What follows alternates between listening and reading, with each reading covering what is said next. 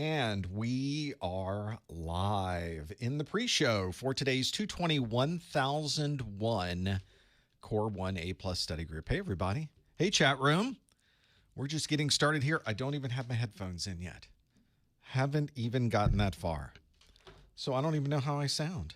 I can see things moving, though. I see lights flickering in the background, which tells me that it's working. So we will see if that's really the case in just a moment. Hope everybody's doing well. Haven't done the live stream for a couple of weeks.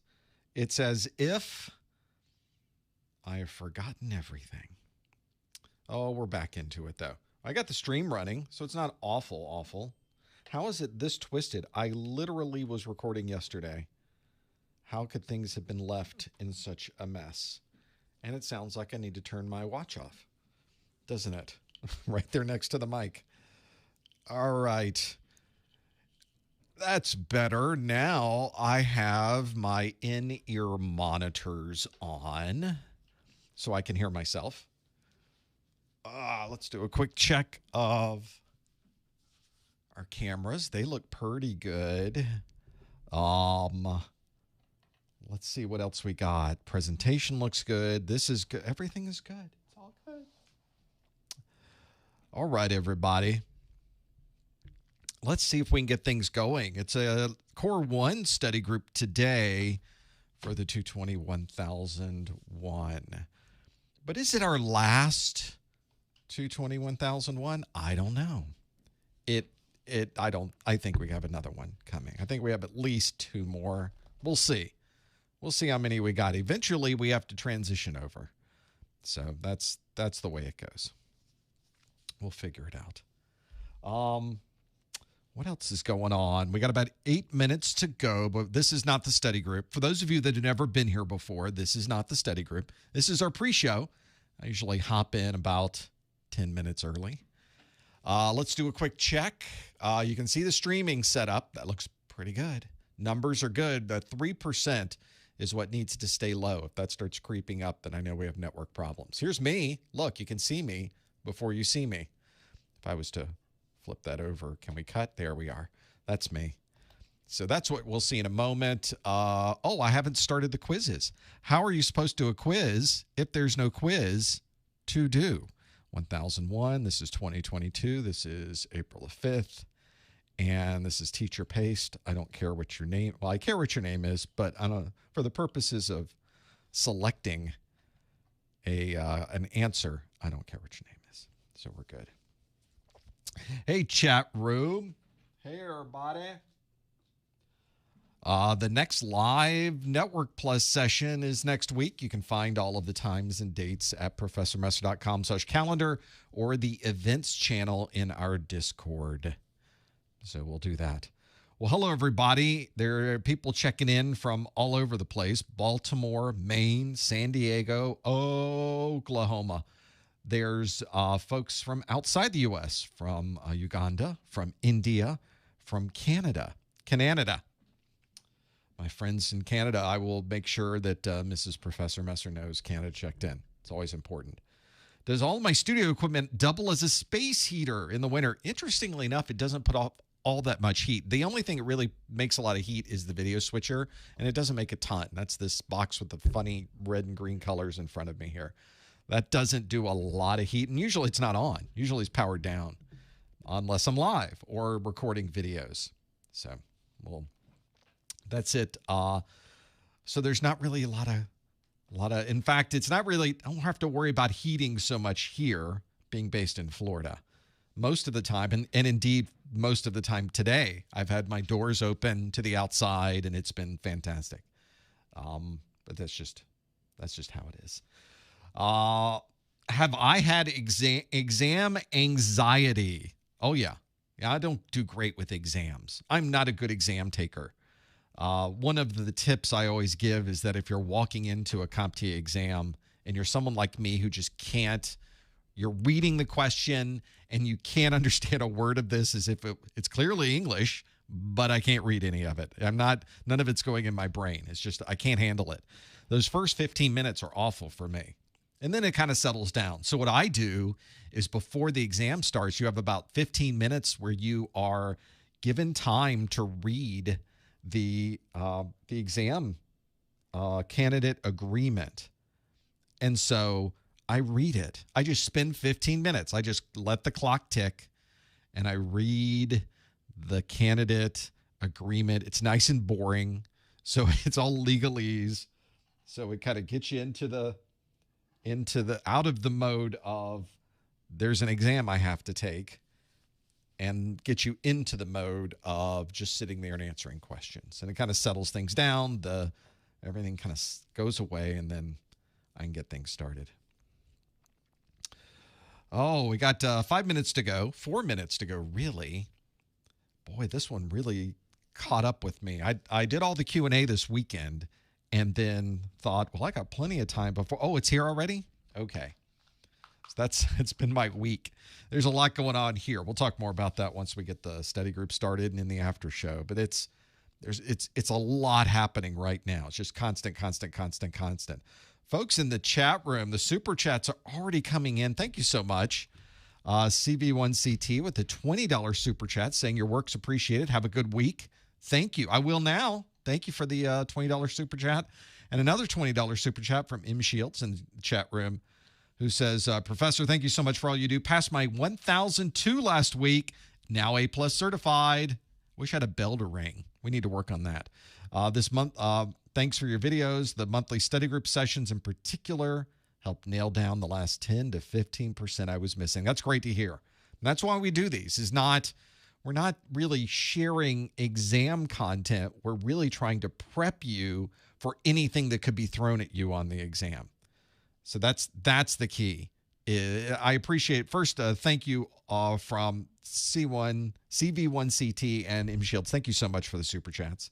They are absolutely appreciated. And they keep things going. So let's turn off, let's turn off the noisy watch. The noisy watch is going to go into moon mode. Or isn't there just a don't turn it? Yeah, anti-bell. That's what we want. No bells. 0 bells. Who are you going to call? Nobody, because the bell doesn't work. Okay, we got 2 minutes, 2.5 minutes to go. 2.5 minutes to go. What else we got here? It's very busy right now. We're shooting videos. We are editing videos. Soon we'll be posting videos. So there, if you're trying to get the 1001 and 1002, do you think this is the last month to get them? Oh, no. It's around until October the 20th. So if you're working on your 1001, 1002, you have until October. So it's not going away. You got plenty to do. Let's make this a little bit less bright in my eyeballs. I guess that's as good as we get right there. I guess I could tweak it a little bit with, not that one, wrong one, display. One of the things I've been working on are these new videos, and they're turning out really good. You will see them shortly. So we'll have to make sure that you have access. Why can I not find anything? There we go. Displays. Let's do this display. Which one? How about that one? And let's change the amount of light brightness on the built-in Retina display. That's it right there. Come down just a little bit more. You can get a little more granularity out of the slider in your display's applet than you can from the keyboard. Okay. So there, I think we are in good shape. Oh, is it about time? We got less than a minute? Are you kidding me? Well, we're jumping right into it. We're gonna see how we do with this. Oh, lots to go on. Plenty. Okay, so let's get things ready. We need to bring up Keynote. We need to get a green light. We got it. Let's do a quick check of cameras. They all look really, really good. So we'll get there. All right. I hope everybody's ready for some Q&A, some live stream content. We got lots to do today. This will be fun. Stick around for the after show, too, if you'd like to ask a question.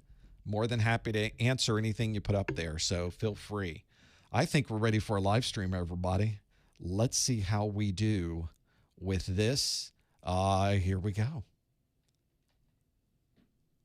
Hello, everyone. Welcome to the April 2022 220-1001. That is the Core 1 A+ study group. It is our monthly study group where I spend this hour asking you questions that come directly from the CompTIA exam objectives, and then you can answer them. If you're here live, you can answer them online. If you're watching this on a replay, just keep up with what we're doing. You can answer even after the fact, which is great too. We're going to go through a lot of information in this first hour, and then in the second hour, I will open up the phone lines. No, I'll open up the chat room, and then I'll take questions from the chat room. That's how we'll do it. We'll eventually figure this out. Now, if you're here watching live, you can answer questions online. Here's the links that you need. You can pop open a new browser window and simply browse over to professormesser.com/QA.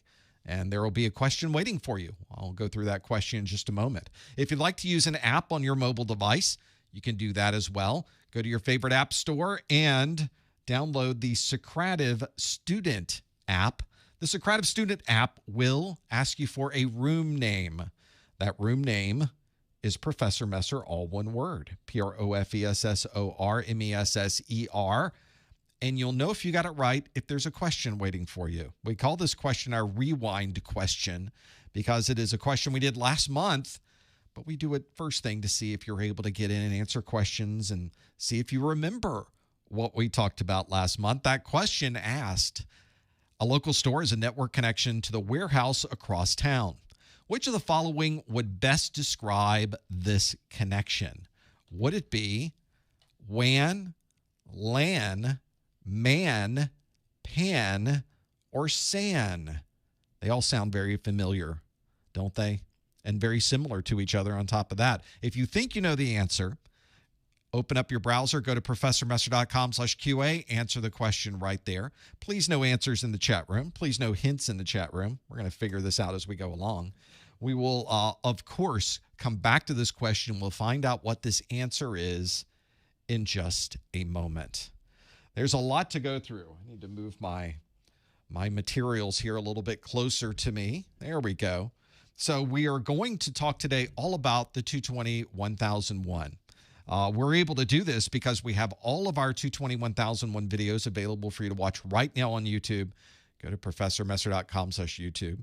We also have a daily pop quiz question for professormesser.com/Twitter or professormesser.com/Instagram. Either one of those will work. So head on over there. You can watch our videos. You can take Q&A. None of it requires any registration. None of it requires any behind the scenes. None of it has, it's just all there. You just visit the website and you can answer the questions. You visit YouTube, you can watch the videos.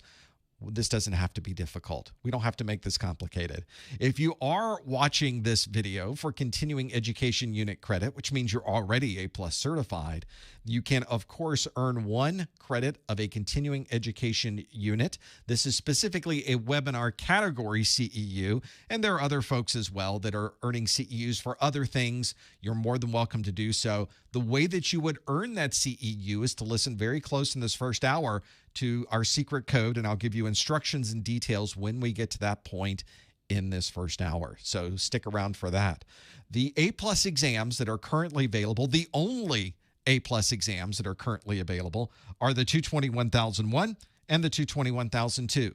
If you are currently studying for your A+, these are the versions of the exams that I highly recommend that you continue to study from. This was released on January 15th, 2019. This exam retires. It goes away. It is no longer available to take on October the 20th, 2022. I'm assuming the end of that day. Maybe it's the beginning of the day. Regardless, plan ahead because this exam will retire in October. That means as we sit here today, we have just over 6 months until this exam retires, which is plenty of time to pass both of these exams. So if you are currently studying for your 220-1001 and 1002, keep studying them. If you're now new to this and you're wondering, It's retiring in October. Should I take this exam? You absolutely should. This is the one you should take. The exam itself is 90 minutes long. You need to earn a 675 on the 1001 and a 700 on the 1002. Both of those are on a scale from 100 to 900. I know the scale is a little odd.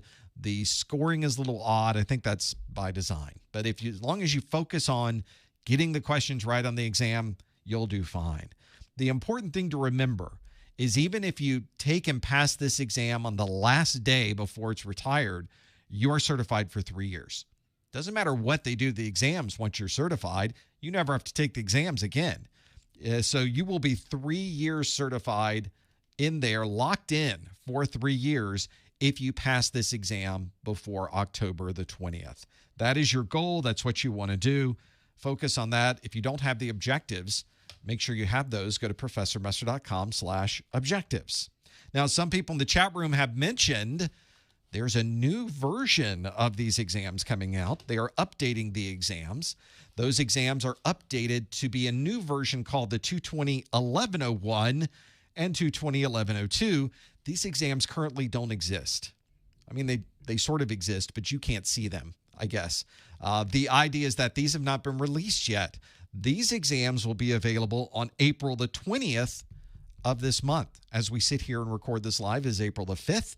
So in 15 days, these new exams show up. I'll talk about in a moment whether you should wait or not wait for this. The estimated exam retirement is going to be November of 2025. That's a long time from now, so nothing you have to worry about. And the exam requirements are identical to the existing exams. Same amount of time, same scoring system, same scale, nothing has changed. Now, what a lot of people will say is, oh, they're newer exams. I'll just take the new exams. Thank you so much. One thing you have to keep in mind is when these exams are released on April 20th, you will not have the same scope or the same availability of training materials that you have for the current set of exams. It takes months to write books, get them published, get them on the shelves, get them available online. It takes months to create videos. It takes months to create practice exams. It takes months to create course notes. It takes a long time. So this may be active and you may be able to take this new set of exams on the 20th of this month, but you'll have relatively few options for learning the material on this new exam. So as those of you that have followed me through the years, I always tell you, never take the exam when it's first released. You don't have any materials available or limited number of materials. You have a much higher passing percentage if you take the existing exams. And whether you take the existing exams or the newer exams, you earn exactly the same certification. The certification doesn't have an exam number on it. It's just the A+. So if you take the exams now, it's an A+. You'll earn your A+. If you wait and take these newer exams later, you earn the same A+. There's no difference. And employers don't care which one you have. They just want you to be A+ certified. So as usual, I highly recommend you really focus on these exams. As we get closer to the retirement date, there will be more materials out. You'll be able to make a more educated decision on whether that's something that you should do. Today, we're going to focus on the 220-1001. So that's the important part. The core one is the mobile devices, networking, hardware, virtualization, cloud computing, and hardware network troubleshooting. So we're going to go through all of those topics today and focus on those. In the chat room, some people were asking, can you take, after this new version comes out on April the 20th, can you take the old one? Well, yes, you can take it all the way until October the 20th of 2022. So you've got plenty of time to take these current exams. There's this overlap period. They just don't cut you off. What if you've been studying for months and then suddenly the exams go away? They would never do that to you. So you've got plenty of time to go into the future and work on that. Of course, all of my existing exam materials are available on my site, including all of my videos. You've got some Q&A out there. And if you wanted a downloadable version of all of these, you should look at my Success Bundle, which includes all of my videos, all of those videos in an audio MP3 format for those of you that are commuters. We've got course notes, practice exams, my Exam Hacks ebook. There's even more. You can learn all about my Success Bundle by visiting ProfessorMesser.com CompTIA.com/1001 Success. I have both physical and digital versions of the Success Bundle available. The physical version is really a physical flash drive. So there's your flash drive. It's even got the Professor Messer logo on it. And it has everything on it. I can send that to you, or you can download everything in the digital edition. Have a look on my site, ProfessorMesser.com/1001 Success. Also, if you are watching this live, then you have plenty that you would be able to see live. You can answer live. You can chat with other folks live. But I realize some of you would like an offline or afterwards listen to a version of this. You can, of course, do that. Go to ProfessorMesser.com/podcast and get an audio-only version of this replay. Of course, after we're done, the video version of this will be available on YouTube. And as I always mention, my marketing manager, Lori, is watching this on the replay. Hey, Lori. Everybody say hi to Lori. She's watching this because she puts in the timestamps so that about a day later, you can go through and simply click the timestamp and go directly to that section of the video, a very fast way to find exactly what you're looking for on any of our YouTube videos. We've also, when we're not here making live videos, have a chat room. So join us on Discord. Go to ProfessorMesser.com/Discord, and you can join us, ask questions about the exam, or if you have questions for me, you can ask me questions there as well. That's usually where I'm hanging out. If we're not shooting video or on a live stream, that's where I will be. Now, eventually, you're going to need to take your exam. And don't pay full price for your exam vouchers on the Pearson VUE website. You instead want to go to my website, ProfessorMesser.com/vouchers, and buy vouchers that are already discounted. You don't need a discount code. You don't need a coupon. You don't need something to put into your browser that will find a code for you, because there are none. I've just discounted them. Why make this any harder than it needs to be? Go to ProfessorMesser.com/vouchers and get your discounted voucher. These vouchers are good in the U.S. and Canada. Sorry, everybody else. At the moment, we only provide vouchers for U.S. and Canada. Really, that includes also Puerto Rico and Guam. So if you're in any of those locations, these vouchers will work for you. If you buy the vouchers from my site, you get a copy of my Exam Hacks ebook. Absolutely free. Just throw it in there. Maybe you'll get a couple extra points on your exam just from the tips that I put into those life hacks available in my CompTIA Exam Hacks ebook. Can exams be taken on the weekends? If you want to take an exam at a local testing center, you can use this voucher to schedule it anytime that testing center is open. If the testing centers in your area are open on the weekends, you can take it on the weekend. If you would like to take the exam online, you can certainly do that. There are exams that you can take online 24/7 as long as there's a slot available, which means you can do it on the weekend. You can do it at 1 in the morning. It's completely up to you. You've got the option to be able to make that happen. Let's talk about that question we just talked about, which was a local store has a network connection to the warehouse across town. Which of the following would best describe this connection? Is it a WAN, a LAN, a MAN, a PAN, or a SAN? Let's show the results, and we can see that 63% of you say that's a MAN. 30% of you said it's a WAN, man.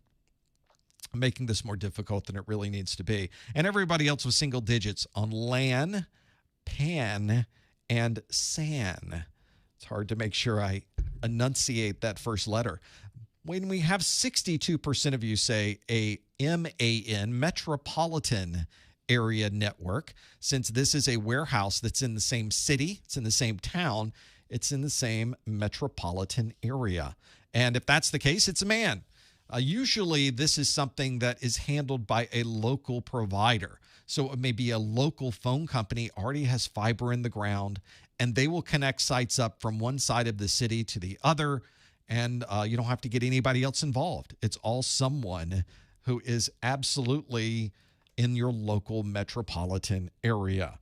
There are a number of topologies, and it's sold under a number of different terms. Check with your local provider in your area. Sometimes they just call it a high-speed network connection. They might call it a metro Ethernet connection. Just depends on what you might find. You'll often see that governments will have their own MAN because the government has right-of-way. They have pipes and conduit that are in the ground right now, so they just run some fiber along with it. So anywhere they're putting things into the ground, if they're opening up and putting in a water main, why not put a conduit for fiber? So that's what most governments will do, and they connect all their government facilities together, and they don't have to pay anybody else. Your tax dollars can be saved for something else that they can frivolously waste all of their money upon. I don't know what they do in government, right? So they'll do something with all of that money we give them. They don't have to pay for wide area network charges because they already have fiber in the ground, which actually is a very good use of your taxpayer money. That is the right answer. Your metropolitan area network. It would not be a wide area network or a WAN because this is staying within the local municipality. And the question asks what the best description of this might be. Now, some people might call that a WAN because it is a wide area network. You can't walk to that other building. It's too far away. So in this particular case, WAN could possibly be called that if there was no other option available, but in this case, metropolitan area network was available, so that's what makes it the right answer. Hopefully, you did pretty well with that one. These are questions that are coming directly from the exam objectives, so hopefully, and this one from last month, so hopefully it's one you remember as well. How about some new questions? I couldn't agree more. Actually, I asked that question. Nobody else was asking. Before we do that, I want to say QD1987 in the chat room, QDY 1987 with a $5 super chat. No message either. Just saying hello and here's $5. Thank you so much for your super chat. Thanks for your support. Thank you for being here. We appreciate that. Certainly keeps things going. Let's keep things going here by giving you a new question. This is a performance-based question. As some of you know who have already taken this exam, there are a number of question styles you might get on the exam. The one we just did was a multiple choice question. The bulk of the exam is multiple choice questions. But you will get a handful of questions at the beginning of your exam, somewhere around 5 or so, maybe less, maybe more, that are not multiple choice. They will be questions that are fill in the blank, matching, putting things in a particular order, maybe a drag and drop question, or maybe you have to perform a function at the command line. We never know exactly what's going to be asked, but as long as you know the exam objectives, really doesn't matter how they ask the questions, you'll be able to answer them with no problem. The one that we have today is more of a visual question, so I apologize in advance for the folks on the podcast that this is not going to work very well for you because I have no way to show you this on the podcast side, but you're welcome to when you get a chance, flip over to the video side and you can have a look at this. Otherwise, you can skip over the answer so it doesn't spoil anything. For those of you that are here live, though, here is your performance-based question of the month. This visual performance-based question shows 4 interfaces, 1, 2, 3, and 4. I want you to tell me what these 4 interfaces are. This is literally a fill in the blank. I'm not giving you any options. There is no particular choice here to choose from. You can't drag and drop anything. This is a fill in the blank. So I have a 1, a 2, a 3, and a 4. Lock these in with the link that's on your screen. Please no answers in the chat room. Please no hints in the chat room. We want to go to professormesser.com/QA. That's your link on the screen right down here. That will take you to the answer page. So you'll be able to answer that one. Name that interface 1, 2, 3, and 4. You really can't see the 4th one because my head's in the way. So here's what we're going to do. We're gonna disappear me for a moment. And if I choose the right one, here we go. Disappeared me in the wrong place. That's not even close to what I was trying to do. That's better. Eventually, we'll get you a screen where you can actually see the interfaces. If you're on Socrative, there's already an image there. You can click that and it'll make it a little bit larger for you so you can get a little bit better on here. Lock these in. Go to professormesser.com/QA and lock it in. I guess it would be good. Folks in the chat room are saying, what if I can't see anything at professormesser.com/QA? Well, you can't because I didn't click the button. I was too worried about moving me out of the screen for this, apparently. Apparently, that's what I was doing. See, I was trying to get rid of me right here, and that's worked very well. But now it's updated. Now you can go to professormesser.com/QA and lock in your answer. We will figure it out eventually, everyone. It's a live stream. This is how they work. You just never know what's going to happen and figure out what that might work out to be. So we'll see. This should be This should be pretty good for working through these. Now, whenever I get into working with these, I really like to focus on what we have available and work through some of these. Now, this is really the key on the Core 1 exam, is that you have a mixture of things. A lot of people think it's just really a hardware exam, but it really isn't. It's an exam that really focuses on software, troubleshooting, operating systems, and there's a good bit of hardware in there as well. There's also quite a bit of networking. So you really can't really focus on what's there. You really instead want to focus on what it might be.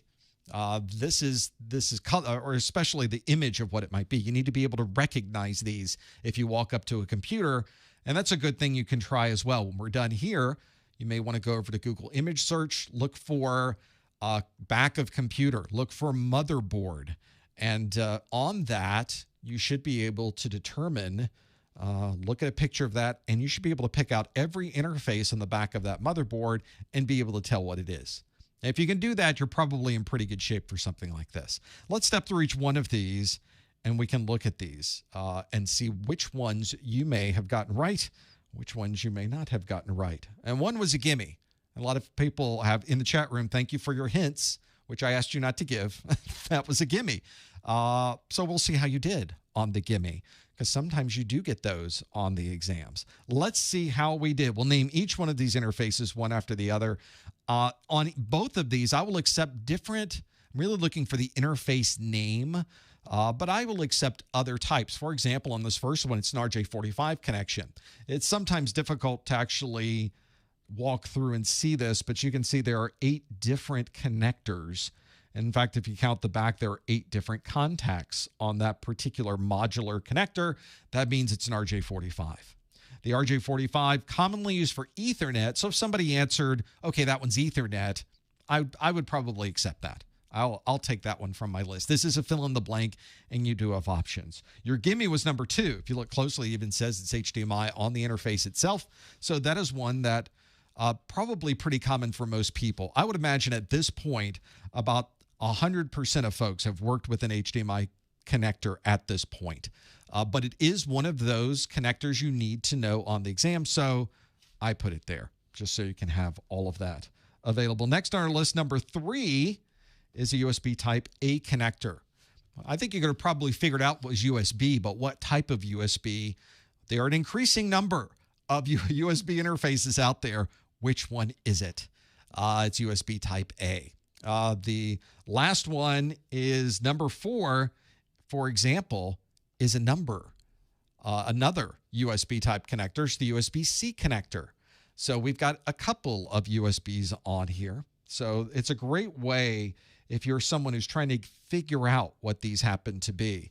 A great way to visually recognize and be able, on the exam, be able to do this. So that's what I always focus on as well, is making sure that I can understand what all of those interfaces are. And I'm going to give you an example since we're here talking about this. I'm going to type into the Google machine under the images option, back of a computer. Now, if you do that, here's the screen I get. So I type back of computer. That's about as generic as you can get. And I click the images link. So you've got all of these images of the back of a computer. You should be able to bring up any of these and be able on the back of this device know what these interfaces happen to be. Probably not a purpose-built appliance like this. It may be better to stick to like a back of a computer. Maybe find one that isn't already marked with the answers. Some of them are difficult to avoid, but there's a good example. You could look at those and see what those happen to be. This is the important part, is understanding and recognizing, visually seeing what these happen to be. So really a key for understanding all of this. That's your performance-based question of the month. Hopefully you recognize those interfaces. And now you have some tips for perhaps doing other things with your studies that might be able to help you visually understand what those happen to be. Let's move on to a multiple choice based question. Next on our list is this question that asks, a point of sale system provides an option for payment using a phone or smartwatch. Which of the following would describe this option? Is it Bluetooth, NFC, EULA, 802.11, or USB? A point-of-sale system provides an option for payment using a phone or smartwatch. Which of the following would describe this option? Is it Bluetooth, NFC, EULA, 802.11, or USB? If you think you know the answer, there's the link on your screen, professormaster.com/QA. Lock in that answer. Please no answers in the chat room. Please no hints in the chat room. Figuring out all of those. There's quite a bit to go through. Hold on just a moment. I will figure this out as we get there. The folks in the chat room have very keenly figured out my images are not as great. I will have to tell you, I did not make these images. I'm not the one who builds the images up. And the RJ45, it only has 7 interfaces there. I think it only has 7. Let's count, shall we? Let's zoom up on it. I have 1, 2, 3, 4, 5, 6, 7. All right, that means you're probably not going to have very good connectivity when this one plugs in. That's okay. I think the artist that rendered this, I think they did a fine job. They created an RJ45 connection that was missing 1 pin. I think what that really means is that I'm the one who actually crimped that cable. That's probably most likely what that means, to have that there. It was not another type. It was not RJ11. It really is RJ45. I think that's pretty good. That's one that I think the artist did a good job. Most of these images, I don't make the images. I'm not an artist. If you want my kryptonite, put me in front of a blank screen or a blank page with a paintbrush, and it's worthless. It's not even something that might help. But whenever you start getting through the process of understanding these odd little questions, I think you can make out most of these. On the actual exam, the images probably won't even be that good. So I think that was probably the best thing you could do. Yeah, you don't want me being any type of artist. It's not going to happen. Let's answer this one. This question, it's a point-of-sale system, provides an option for payment using a phone or smartwatch. Which of the following would describe this option? Is it Bluetooth, NFC, EULA, 802.11, or USB? Let's show the results. 93% of you think it's NFC. And then, of course, single digits for everything else because it's split between Bluetooth, EULA, 802.11, and USB. Now, NFC is probably, as we are doing this more and more in our stores, whenever we buy something, we are using near-field communication, or NFC. It's now built into almost all of our mobile phones these days. If you have a relatively recent mobile phone, it's probably NFC ready, and it works perfectly for paying for things. I use my Apple Watch all the time. It really is a great way to not only pay for things, it's very convenient to pay for things that way, but it's also more secure. Instead of using a credit card, using your phone or using your smartwatch does not send your actual credit card number over the air or over the network. It uses a token instead of your actual number, and it's a one-time use token, which means if somebody did capture your number, that token going over the network, they couldn't try to then use that number to buy something else because it's only good one time and you already used it. So it is a much more reliable and much more secure way of purchasing things on the network. So absolutely a great way to do it. So if you're someone who is trying to find a safer way to do this, I had somebody actually send me a note saying, I want to pay over the phone. I said, no, pay online. Much, much safer paying online or paying with NFC than paying with a credit card or paying over the phone. You wouldn't think it's that way offhand, but it absolutely is that way. And NFC is the right answer. 93% of you chose NFC for that. There is other options here we could have chosen. Bluetooth got 3% of the vote. And although Bluetooth is great for that personal area network connection, it's most commonly used with headsets, earbuds, remote speakers, maybe to connect your audio in your car, but it's not used for being able to to make sure that you could pay for something. There's too much you have to set up with Bluetooth to use that as a network for payment systems. So that's why we don't use it for being able to do that. So it works out, I think. We also have EULA, an end-user license agreement, is an agreement when you use software. So that has nothing to do with paying anything. 802.11, another one of those networks where we really do have to set up the parameters of the network, get everything running, way too complicated for consumers to use for buying things. So NFC is a much better option than 802.11. And lastly, USB. USB, we have to plug something in. We have to connect it. So that's not going to work either. That is the one that you should focus on is NFC. 93% of you were spot on with that. Of course, it's NFC. That's the one we were looking for, and that is the right answer. That's the network type that you would use on your mobile phone. Let's do another question. This next one asks, a system administrator needs to find the end of a 60-meter network cable run between a desk and a wiring closet. Which of the following would be the best choice for this task? Would it be a multimeter, a tone generator, a crimper, a spectrum analyzer, or a cable tester? A system administrator needs to find the end of a 60-meter network cable run between a desk and a wiring closet.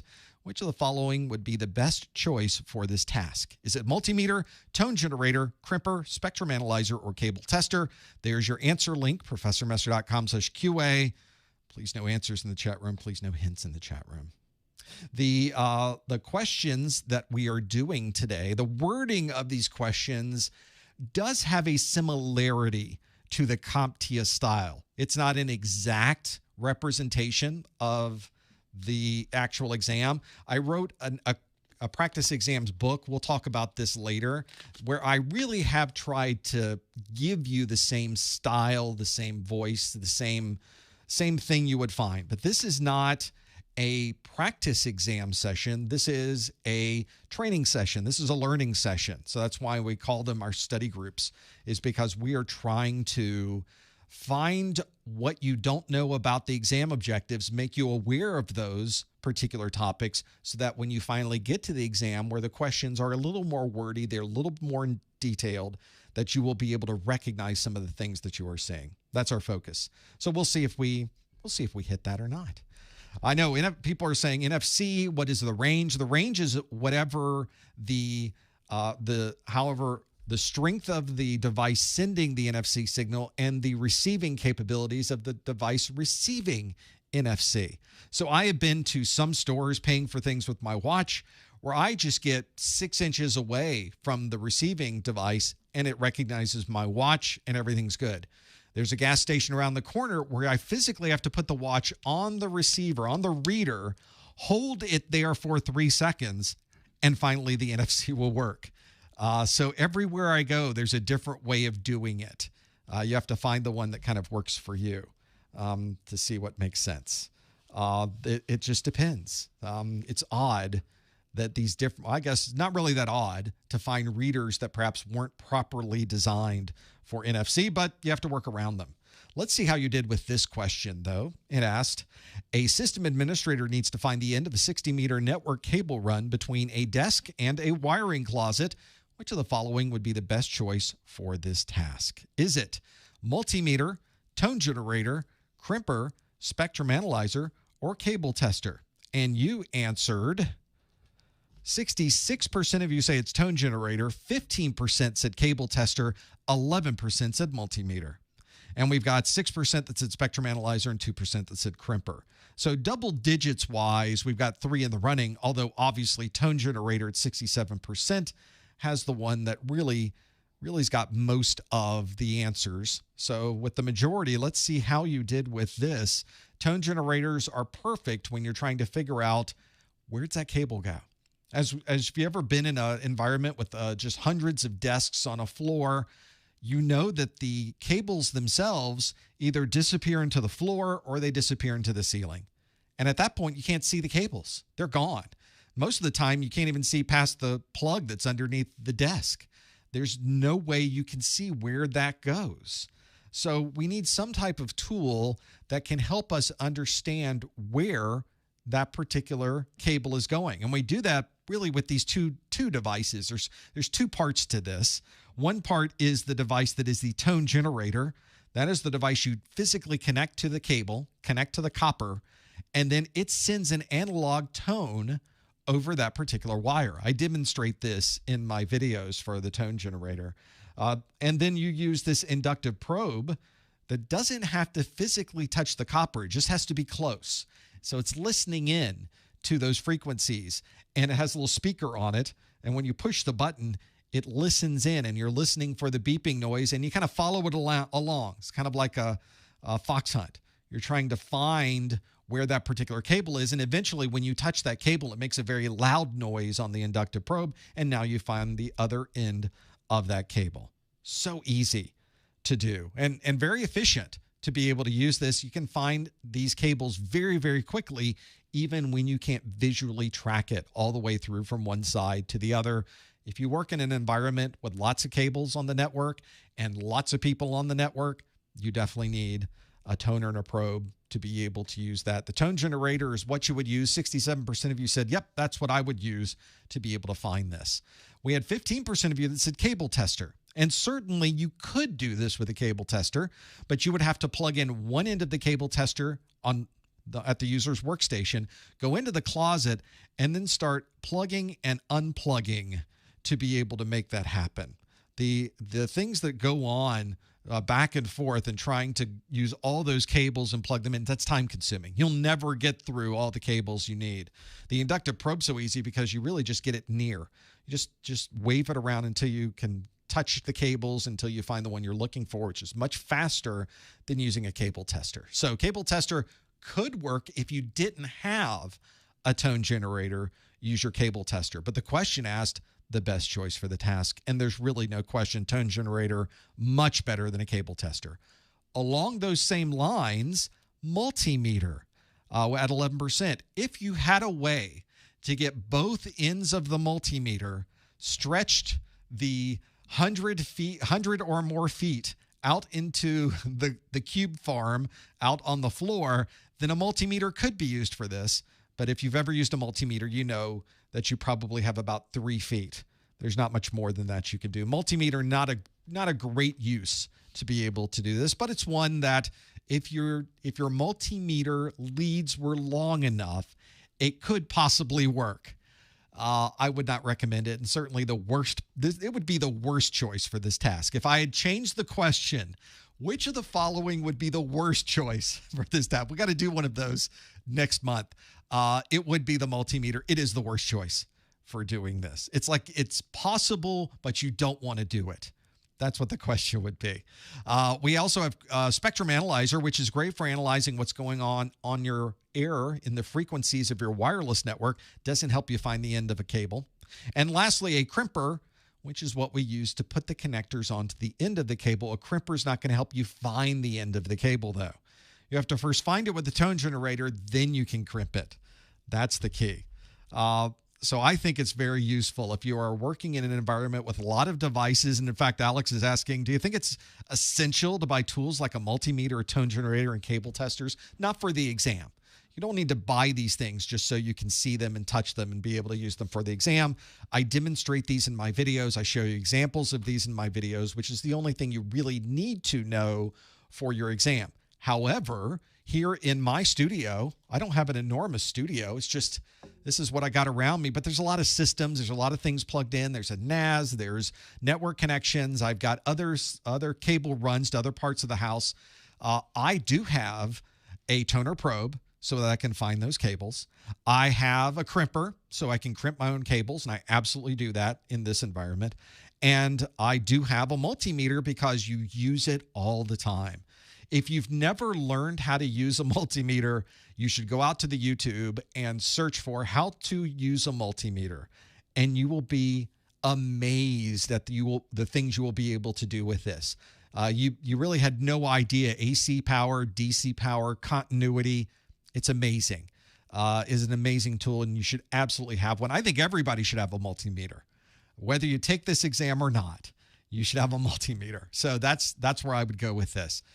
You don't need a spectrum analyzer. A cable tester might be useful once you've crimped to make sure that everything's there. But again, not a priority to be able to do that. So at least you have some options to work through. This can be really, really useful. A recommended affordable multimeter for our purposes and what we do, a very inexpensive, less than $20 multimeter is going to work fine. Go find the Amazon special, see what people say in the comments, and buy one you think would work great. That is where you should focus, is finding something like that. Now, if you're someone who is doing electronic repair, you're an electrician, then you need a much higher end multimeter that's much more precise. That's not what we need to be able to do day-to-day things. I literally have one that kind of folds up into this tiny little square about the size of a credit card that I use for travel. Is it accurate? Probably not as accurate as you would need to do electrical work, but it's accurate enough to tell me if a battery is charged. It's accurate enough to tell me if I'm getting the right voltage out of a wall socket, and it's accurate enough to be able to do continuity, and that's all I need. So don't spend hundreds of dollars on a multimeter, spend tens of dollars on a multimeter, and eventually, if you think, you will, of course, be able to do more with that as we go. That is my recommendation, is get some of those tools, try them out, see what you think of it. They are very useful and at times can be a lot of fun to work with. So absolutely be familiar with those. Now, as we've already seen in these questions so far, just this question, 5 different hardware tools that we have to know on this exam. There's so much we have to know on the A+ exams, the Core 1 and the Core 2. 137 videos in my video course. Over 18 hours of content. Not everybody has time to watch all of that, I realize. But what if we could take all of the information from every video and somehow get it into a single document? Well, there's no somehow about it. I've already done it with my 220-1001 Core 1 course notes. These are the course notes. This is the PDF version of my course notes. How many pages we have on this? 57 pages. And it takes it one video at a time and gives you all of the text from the videos, all of the graphics from the videos, all of the important images from the videos, all of the charts that I have in the videos, everything there. So if you're looking for a set of notes that you can use as you step through the videos, or something that can really help you study once you're done watching the videos, this set of course notes is for you. Find out more at professormesser.com/1001 notes. We have digital versions and we have physical versions. They're obviously identical to each other. There's nothing different in this one versus the other, but it is one that is a physical book. And if you buy the physical version, you get the digital version for free. So there's always something to go with. Find out more, professormesser.com/1001 notes, or follow the link on the website underneath the Core 1, and you will be able to absolutely find those course notes. We have a Core 1 and Core 2 there. For those of you wondering, and I don't want to talk too much about it, but those of you that eventually will be starting the 1101 course notes, those are already ready on my site as well. So make sure you choose the right ones. So if you're studying for the 220-1001, get the 1001 course notes. If you're studying for the 220-1101, that's the newer version that is not out yet, so I don't know why you would buy this. But it is available to purchase right now because I realize some of you might need something like this. And it looks like there's similar information in both. There is. But there are, of course, changes from one version to the other, and that's why I highly recommend and insist that you only study from materials that match the version of the exam that you're going to take. So if you're going to take the 220-1001, make sure you get 220-1001 course notes. That's your key. That's what you need to focus on. So make sure you know all about those different pieces. You'll find them on the Professor Messer website. Let's do another one. I've got other questions here for you. This next question on your list is one that asks, a cable with a round connector locks into an interface with a quarter turn. Which of the following connectors is used by this cable? We're doing a lot of connectors today, aren't we? Is it an RJ45, an F connector, a BNC, an RJ11, or a DB9? A cable with a round connector locks into an interface with a quarter turn. Which of the following connectors is used by this cable? Is it RJ45, F connector, BNC, RJ11, or DB9? If you think you know the answer, I should put the link up. Go to professormesser.com/QA and lock in your answer right there. It's got to be one of those, right? Please no answers in the chat room. Please no hints in the chat room. We'll figure out what all these happen to be. Go to professormesser.com/QA and lock in your answer. It's got to be one of these, right? We'll figure it out. Go through the list and maybe you recognize some of these terms. Maybe you've seen these interfaces before. Maybe you can, well, you know it's not that one, so it must be one of the others. That will help you on your exam as well. Be able to work through all of these. See what you can do as you step through these. See if you can remember. And these are real interfaces. All 5 of these are real. So make sure that if you don't recognize one of these interfaces, make a note so that you can go back and study what that particular interface looks like, how it connects, how you would use it. Those are pretty important to be able to work through. See if you can remember what this one happens to be. Other folks have worked with these before in the chat room going, oh yeah, I've used these before. I've used this type of connector before. So you were able to lock it in. That was a gimme for you to be able to work through that one. Let's see how you did. With this question, we asked, a cable with a round connector locks into an interface with a quarter turn.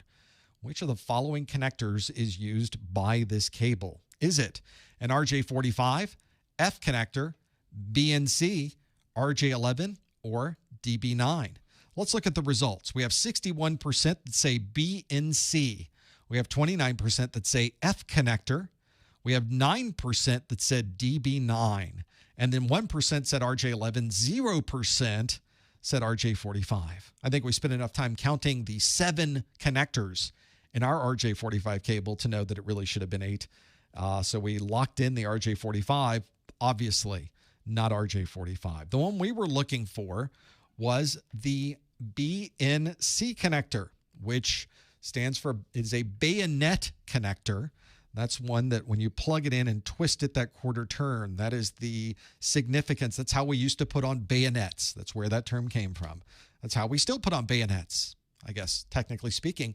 And it was created by a couple of folks, Paul Neal, Carl Councilman, and they both created this type of connector, the standard for this connector, and being able to work with it. This is one that can really help you if you are trying to get a connector that will just lock in and be able to not automatically or accidentally pull out of a system. In my studio, for example, all of the video connectors in here that move back and forth is all connected with BNC connectors. If you can see the back of my video display here, it's all BNC. You often see these on wide area network connections for DS3 or sometimes T3. Some people refer to it that way. Really, DS3 is more accurate. But it is a coax cable. It's coaxial connector. You wouldn't use this on an Ethernet connection with 8 different twisted pair wires. This is for specifically coax connections. So get your coax crimper. You don't have to know how to crimp coax for your exam.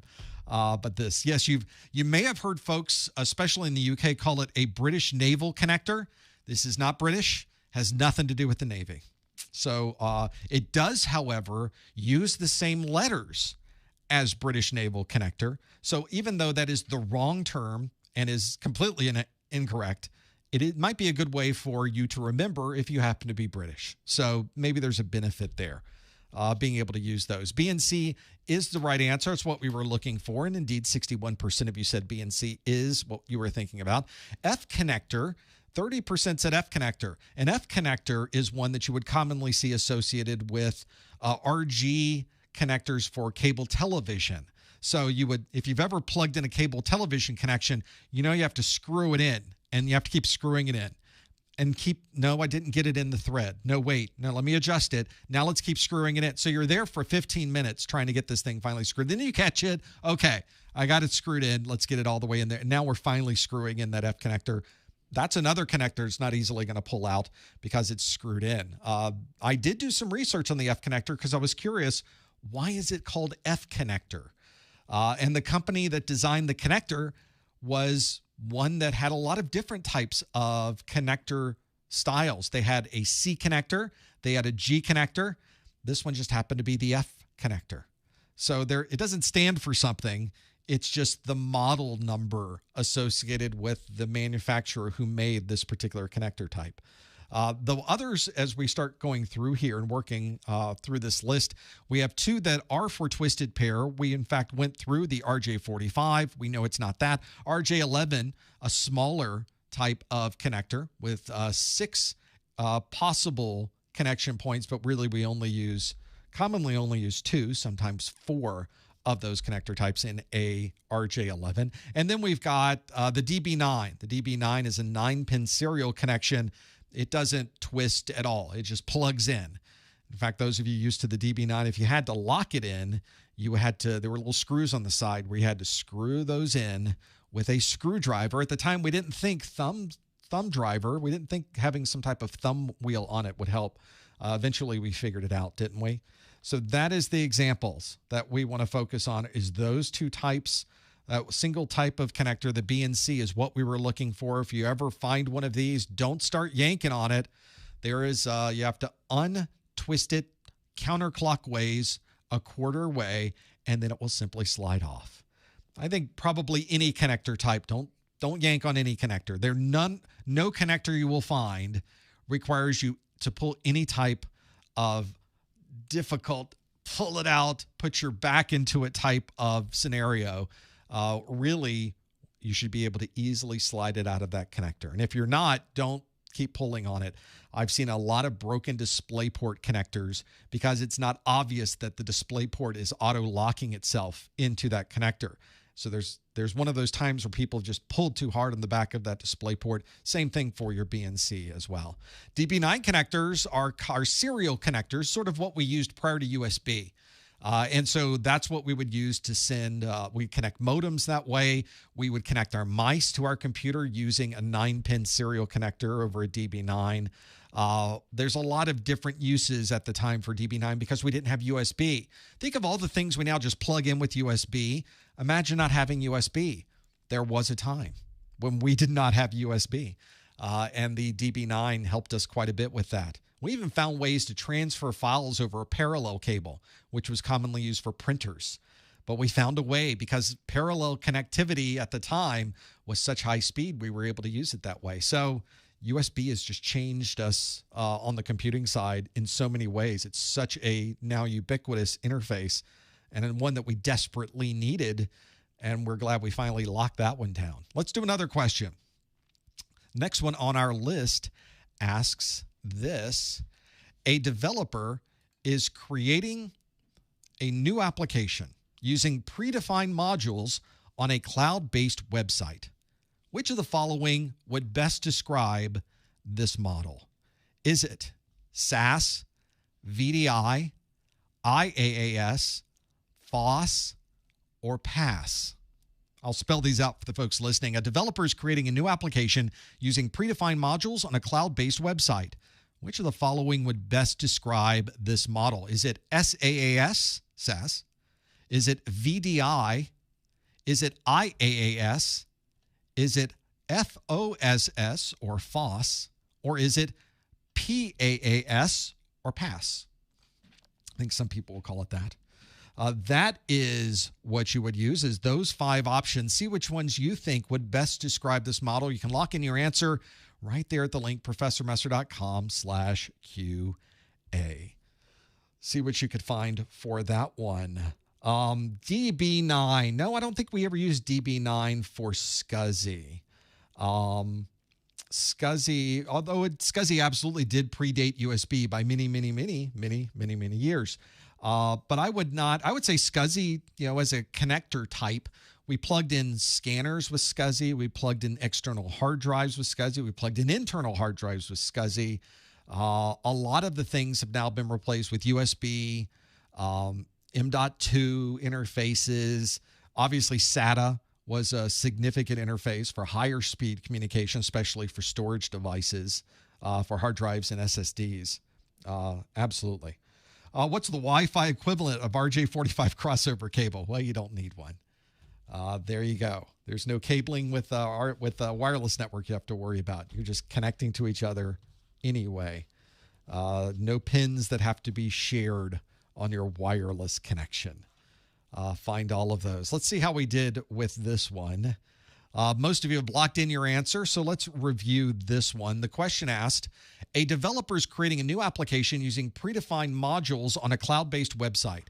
Which of the following would best describe this model? Is it SaaS, VDI, IaaS, FOSS, or PaaS? And how did you answer? Let's share the results. And we can see that 57% of you say it's platform as a service. 30% of you say it's software as a service. 13% say it's infrastructure as a service. And then 0% for VDI, 0% for FOSS. Nobody chose either of those responses, which makes me a little sad, but this is always a learning chance for me too, to see how did I do with the question writing process. So if you're somebody who is building an application, you don't have to build it from scratch. You're simply using the building blocks available that already exist on a cloud-based website, then you are taking advantage of platform as a service. Platform as a service means we don't have to have a server. We don't have to load an operating system. We don't have to load software. We simply log into a system and we start developing an application. But we don't have to develop the application from scratch. Most applications are pretty straightforward anyway. I need a login screen, then I need a status display, then I need an inventory page, and then I need a page to add a customer to my list. Okay, there's 4 things. Well, they have these building blocks on the website. I can grab the login building block, put it there. Then I need a status page building block, that one goes there. Then I need a add a customer name to my list building block, that one goes there. And I don't have to do a lot of coding from scratch. It's just built into the system. It's built into the platform. This platform as a service is what we were looking for. If you're trying to build an application, you're trying to make all of these things work together, but you don't want to have to build the application from the ground up. And you certainly don't want to have your own server that you have to maintain and load operating system patches and load application patches. Let's just do it with platform as a service. We'll use somebody else's service. We'll use their predefined modules. We'll just stick them together and ideally speed up the entire process of building this application. Platform as a service is what we were looking for.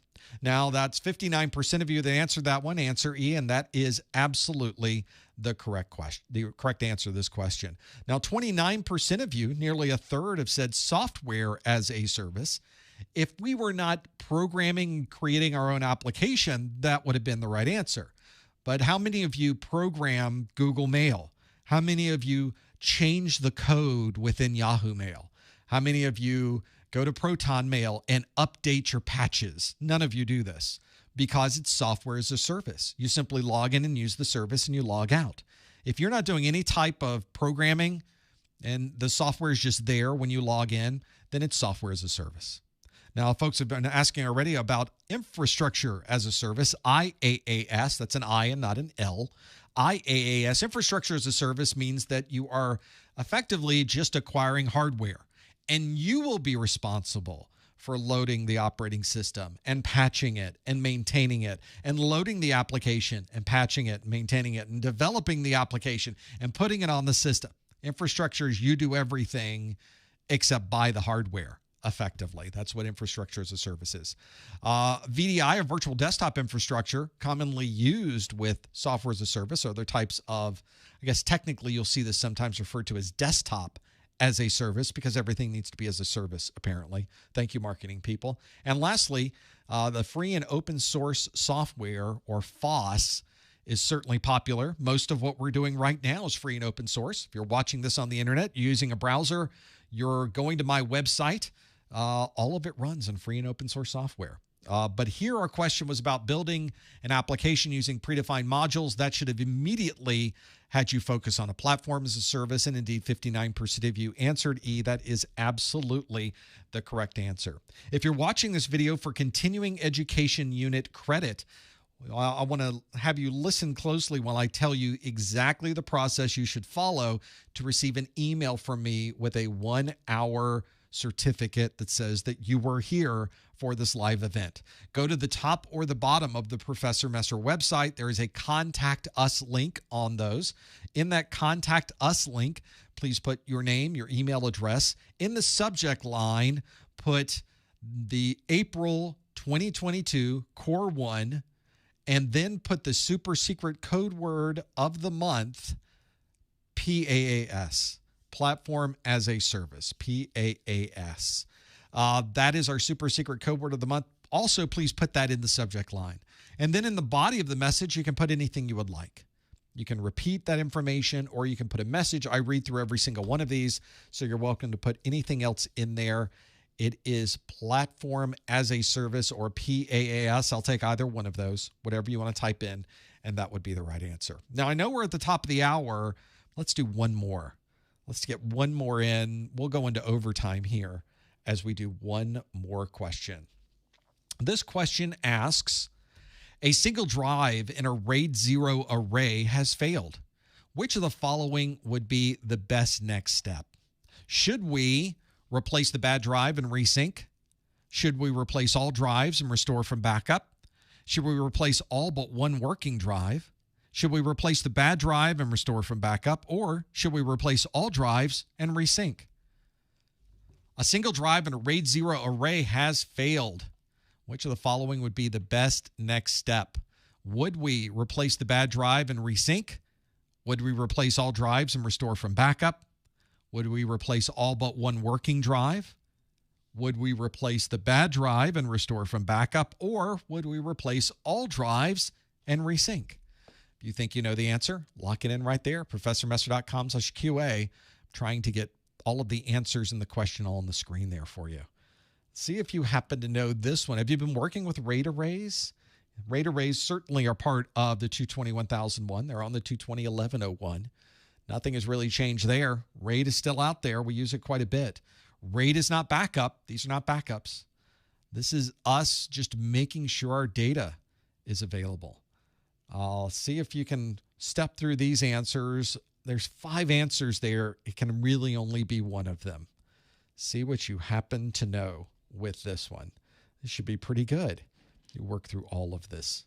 In the chat room, CA with a $2 super chat. Thank you so much. CA says, passed my 1001 last week. Congratulations on your 1001. CA says, thanks for what you do. And I say, thanks for your $2 super chat. Thank you for sending that in. Everything helps keep these lights on. That's why it's so dark on the other side of the studio. See how dark it is over there? There's not enough lights. That's not true. That's not true at all. It's just dark over there. The studio is set up with lighting that is exactly the same every time. So all of my windows are blacked out right now. That's why it looks so dark over there. When we aren't live, all of this is open and bright. It's just when we're recording that the lighting is this way. So that's why. A little inside baseball for you, just to see what this is. Let's see how you did with this question. It asked, a single drive in a RAID 0 array has failed. Which of the following would be the best next step? Would it be to replace the bad drive and resync? Would it be to replace all drives and restore from backup? Would it be to replace all but one working drive? Would it be to replace the bad drive and restore from backup? Or would it be to replace all drives and resync? Let's see how you answered. Well, none of us are quite certain on this one, although 47% of you say that you would replace the bad drive and restore from backup. 32% of you say replace the bad drive and resync. 14% of you said replace all the drives and restore from backup. And then we have 4% that said replace all drives and resync, and 2% that said replace all but one working drive. Now, we didn't get a majority, but we got pretty close. So we'll go with the plurality that we have here of replacing the bad drive and restoring from backup. It's got to be one of those answers. And since most of you said D as your answer, let's have a look at how you handle RAID array failure conditions and how that would work out. We can see on this list that on RAID 0, which is what we were using, to be able to even use RAID 0, you need 2 or more drives. So obviously we have more than one drive in this array. Only a single drive has failed though. But as you can see, a single drive failure breaks the array with data loss. RAID 0 means there's no redundancy. We split the information across multiple drives. So if you have one big file, if you have 4 drives in your RAID 0 array, you split that one file into 4 pieces and you copy it to those 4 drives. In the world of physics, this means that you can write to these drives much faster because there's 4 separate drives rather than writing the entire file to one single drive.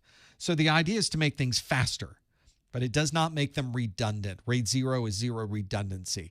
It is really just taking that one file and striping it across all of those. So that's not going to help us very much. Once that drive fails, a RAID 0 array is worthless. It is all of the data is effectively gone because you only have you're missing some of it. You only have what's left, and what's left doesn't help you very much. You need all of it to be available. So what you would do is be very particular, be very careful when you're removing these drives in a RAID array, not so much with a RAID 0, but certainly with a RAID 1, a RAID 5, or other RAID types that have redundancy. Make sure you remove the proper drive. You don't want to have a RAID 5 array and you lose a drive and then you remove the wrong one. You've now broken the array. So RAID 0 is already broken. We know once we lose the drive, it's already broken. So we'll simply replace that bad drive. And the real key here is there's nothing left to resync. The data that we had on that drive is gone now. We have to have a backup that we can restore from. So our next step is once we replace the bad drive, we have our array back up and running.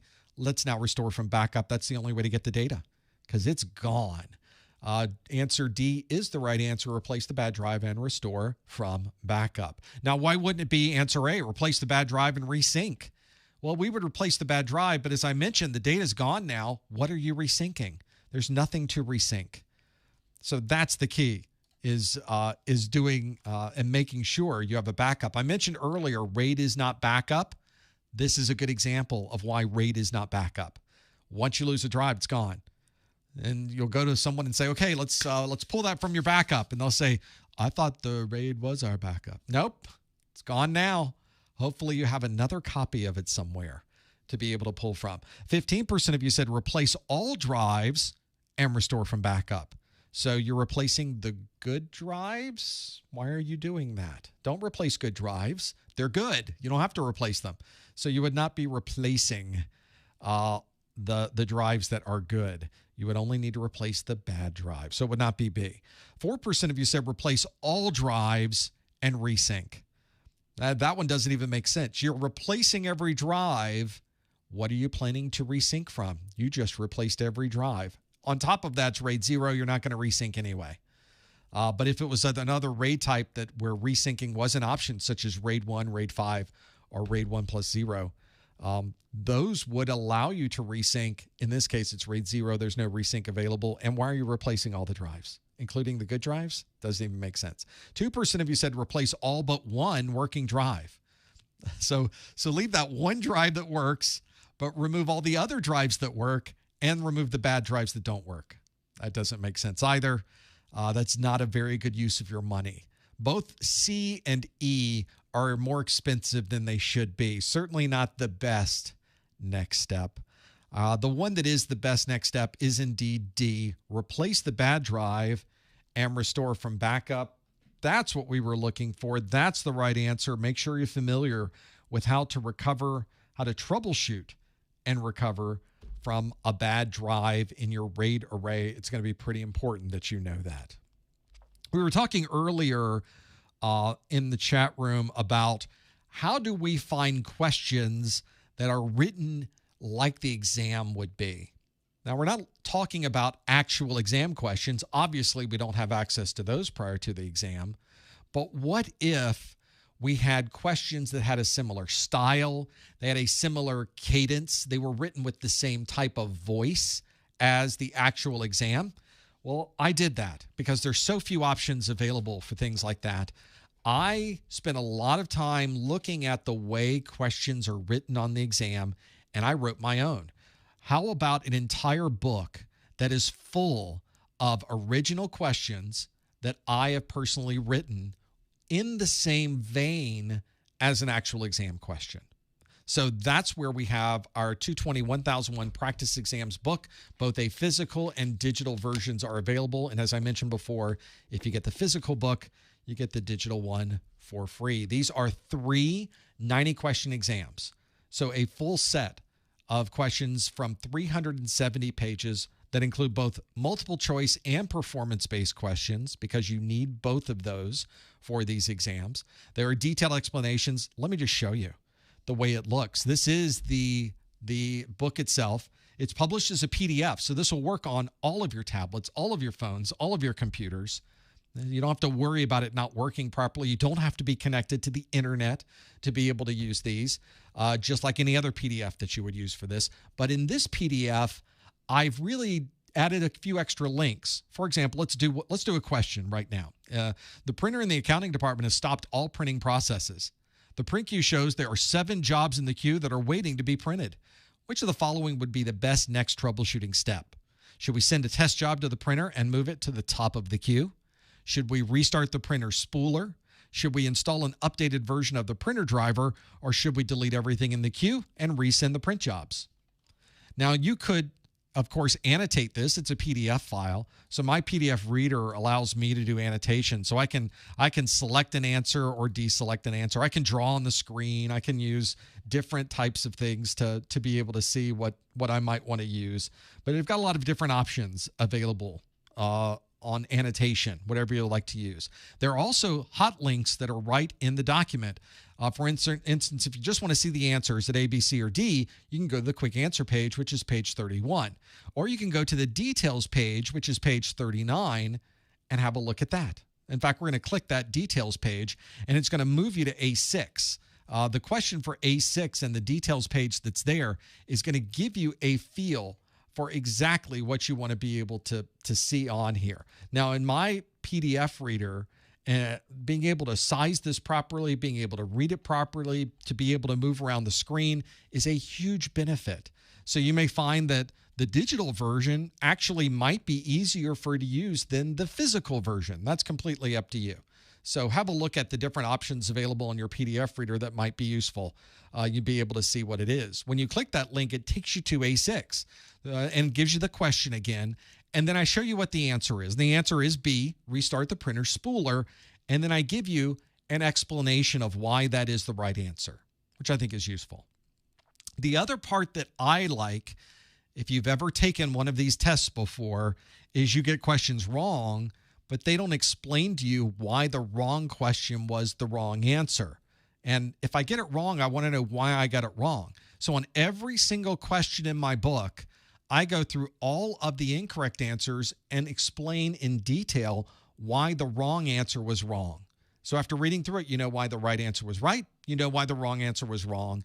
And I go through why A was wrong, why C was wrong, why D was wrong. And if you don't even understand the question, there's a link in there to the actual video so that you can study a little bit more on the topic so you can see exactly what that happens to be. And then in my PDF reader, I can click the back button, go back to the original question, and start the process all over again with the next one on my list. Those are my 220-1001 practice exams. You can find out more by simply going to my website and looking at the Core 1 pull-down menu, or you can visit professormesser.com/Core1PE and be able to view those. There's both digital and physical versions available. Find the one that's right for you. People in the chat room are saying, which one should I get, digital or physical? Well, that's up to you. Some people like to have a physical book and walk around with it. The content in both is identical, so you aren't losing anything either way. If anything, you've got more options when you have the physical book because you can read it on the book side, or you can flip over to the PDF because you get access to both of those. Find that at professormesser.com.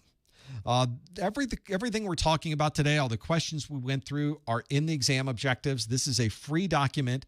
You should get your hands on this because it tells you everything you need to know to pass this exam. Go to professormesser.com/objectives. Follow that link over to the CompTIA website. You can download the 220-1001 Core 1 objective sheet. We do one of these study groups once a month for Core 1, one for Core 2, one for Network Plus, one for Security Plus. We have another A+ study group in 2 days for the Core 2 exam.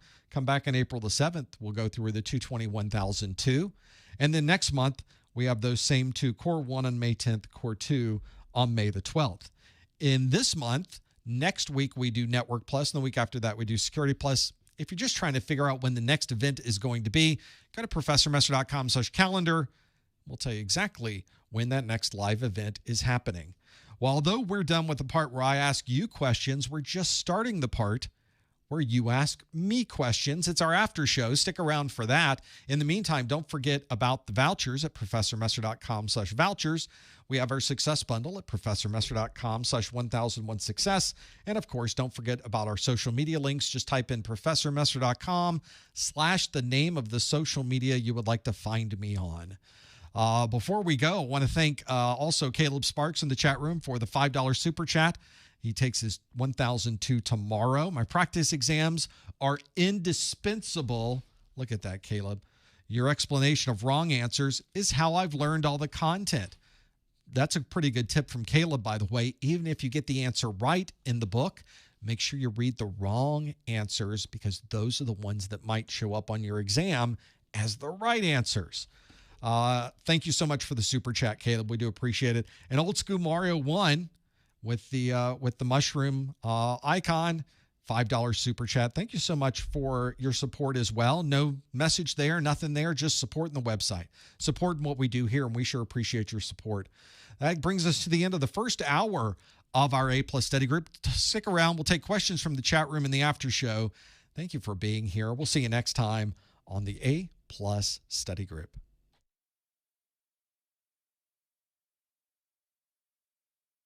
All right, everybody.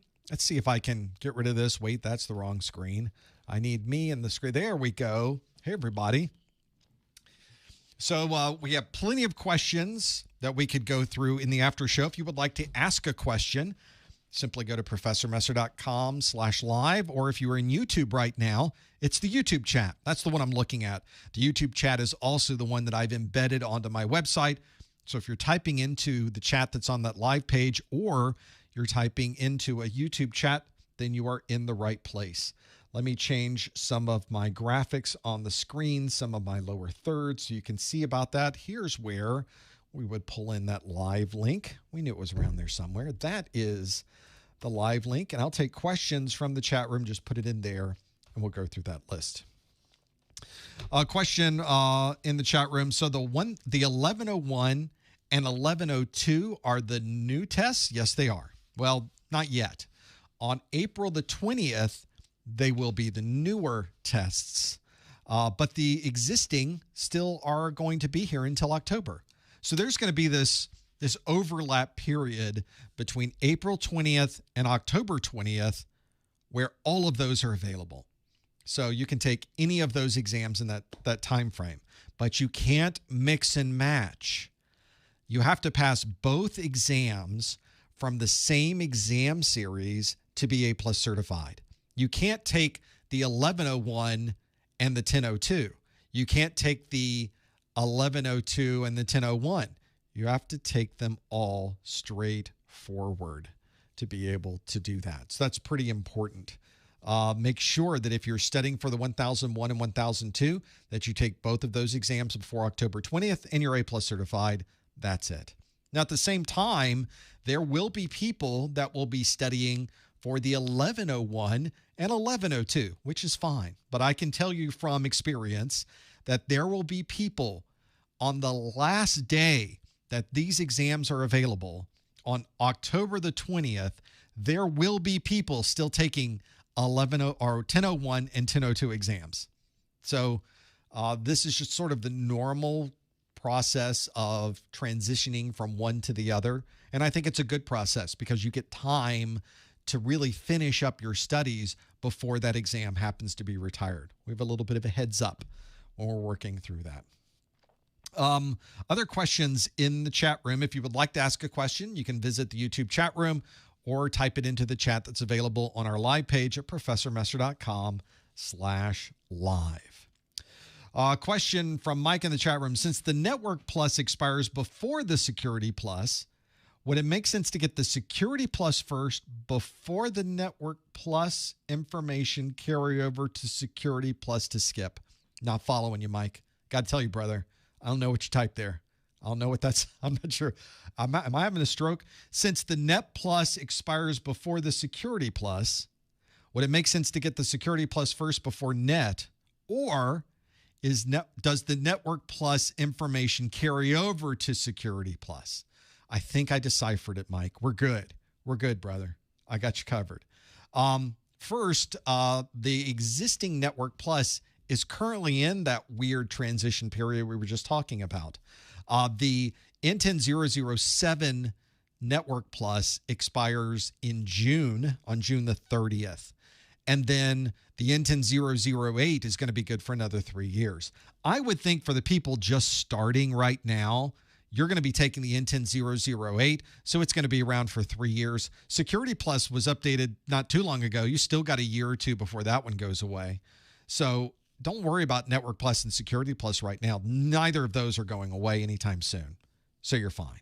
Don't worry about that piece. So just focus. If you're planning to take Network Plus and Security Plus, there's no rush for either one of those. You got plenty of time to be able to work through that. Are there questions about port numbers and the command line on the 1001 exam? Well, there certainly could be. There are topics on the 1001 exam that are covered in that particular exam. And that's why I mention, if you want to know what's on the exam and what's not on the exam, you should grab the exam objectives. It is the ultimate for telling you what is on this exam. So I'm going to pull up the 220-1001 exam objectives just so we can get a view of them, just so we can see what this is like and be able to get a feel for this. That's not it. That's right there. There's the one. There are the exam objectives for the 220-1001. And you can see on the 220-1001, I'm going to scroll forward to networking because the section 2.1, compare and contrast TCP and UDP ports, protocols, and their purposes, and it lists out all of these ports and protocols.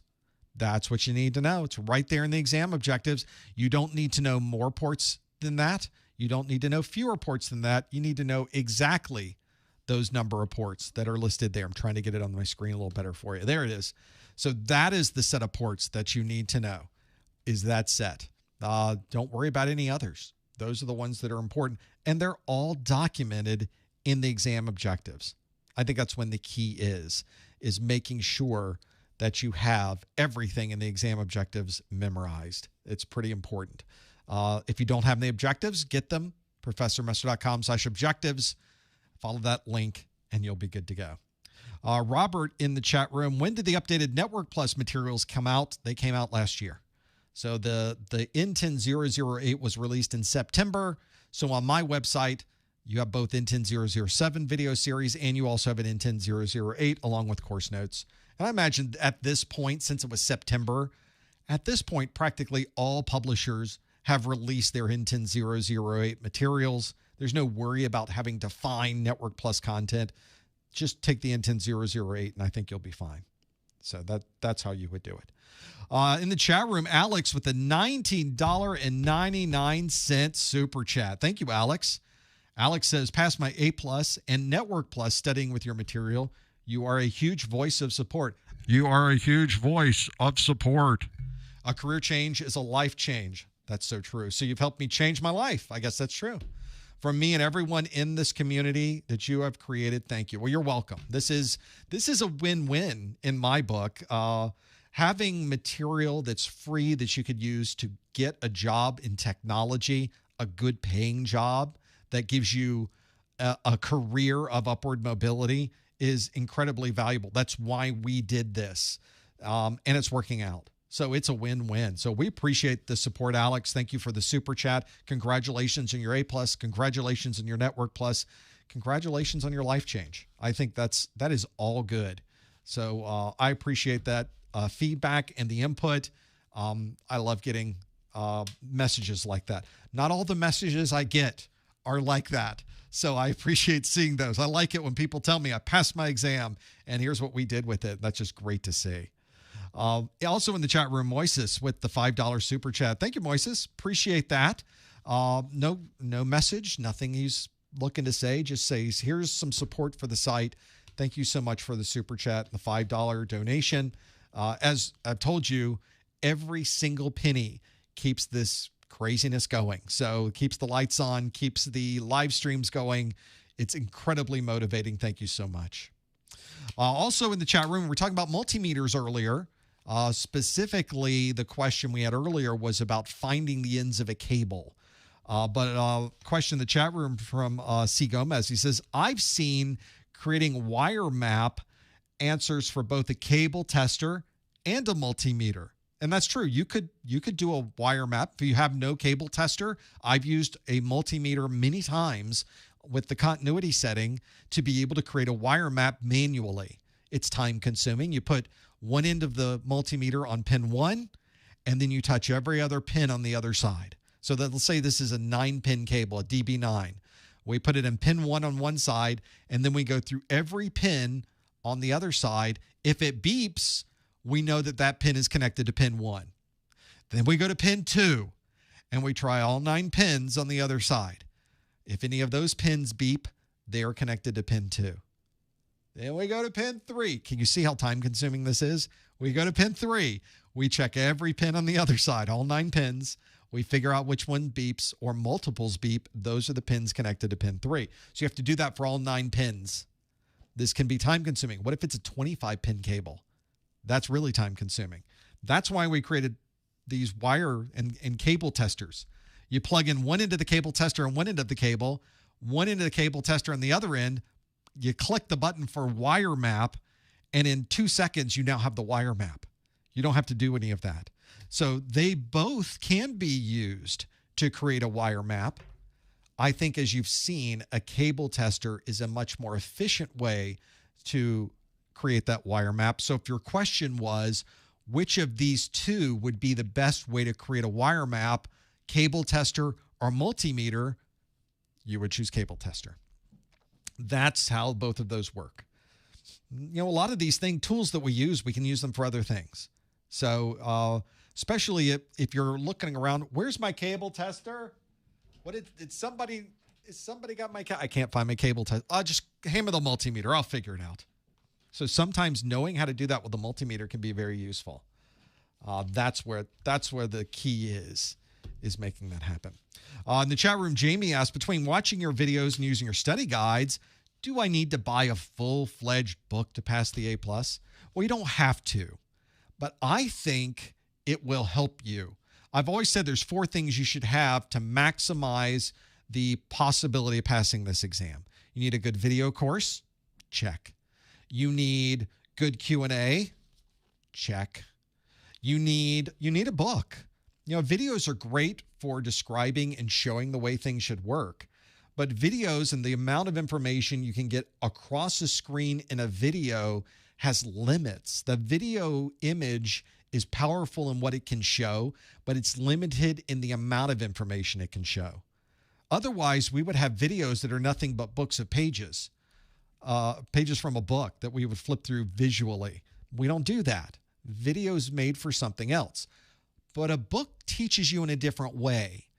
It fires different synapses in your brain or something. I don't know that, I'm not a scientist. So, but it seems when I read a book, I learn information differently than when I'm watching a video.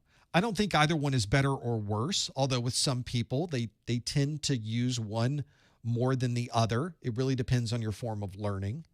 But I think having a book can be very valuable. The 4th thing I haven't mentioned is having a lab, having hands-on, having something that you can read about a RAID array failing and how to fix it. But wouldn't it be better if you actually fixed it in a lab on the screen and see if what you did actually fixed the problem?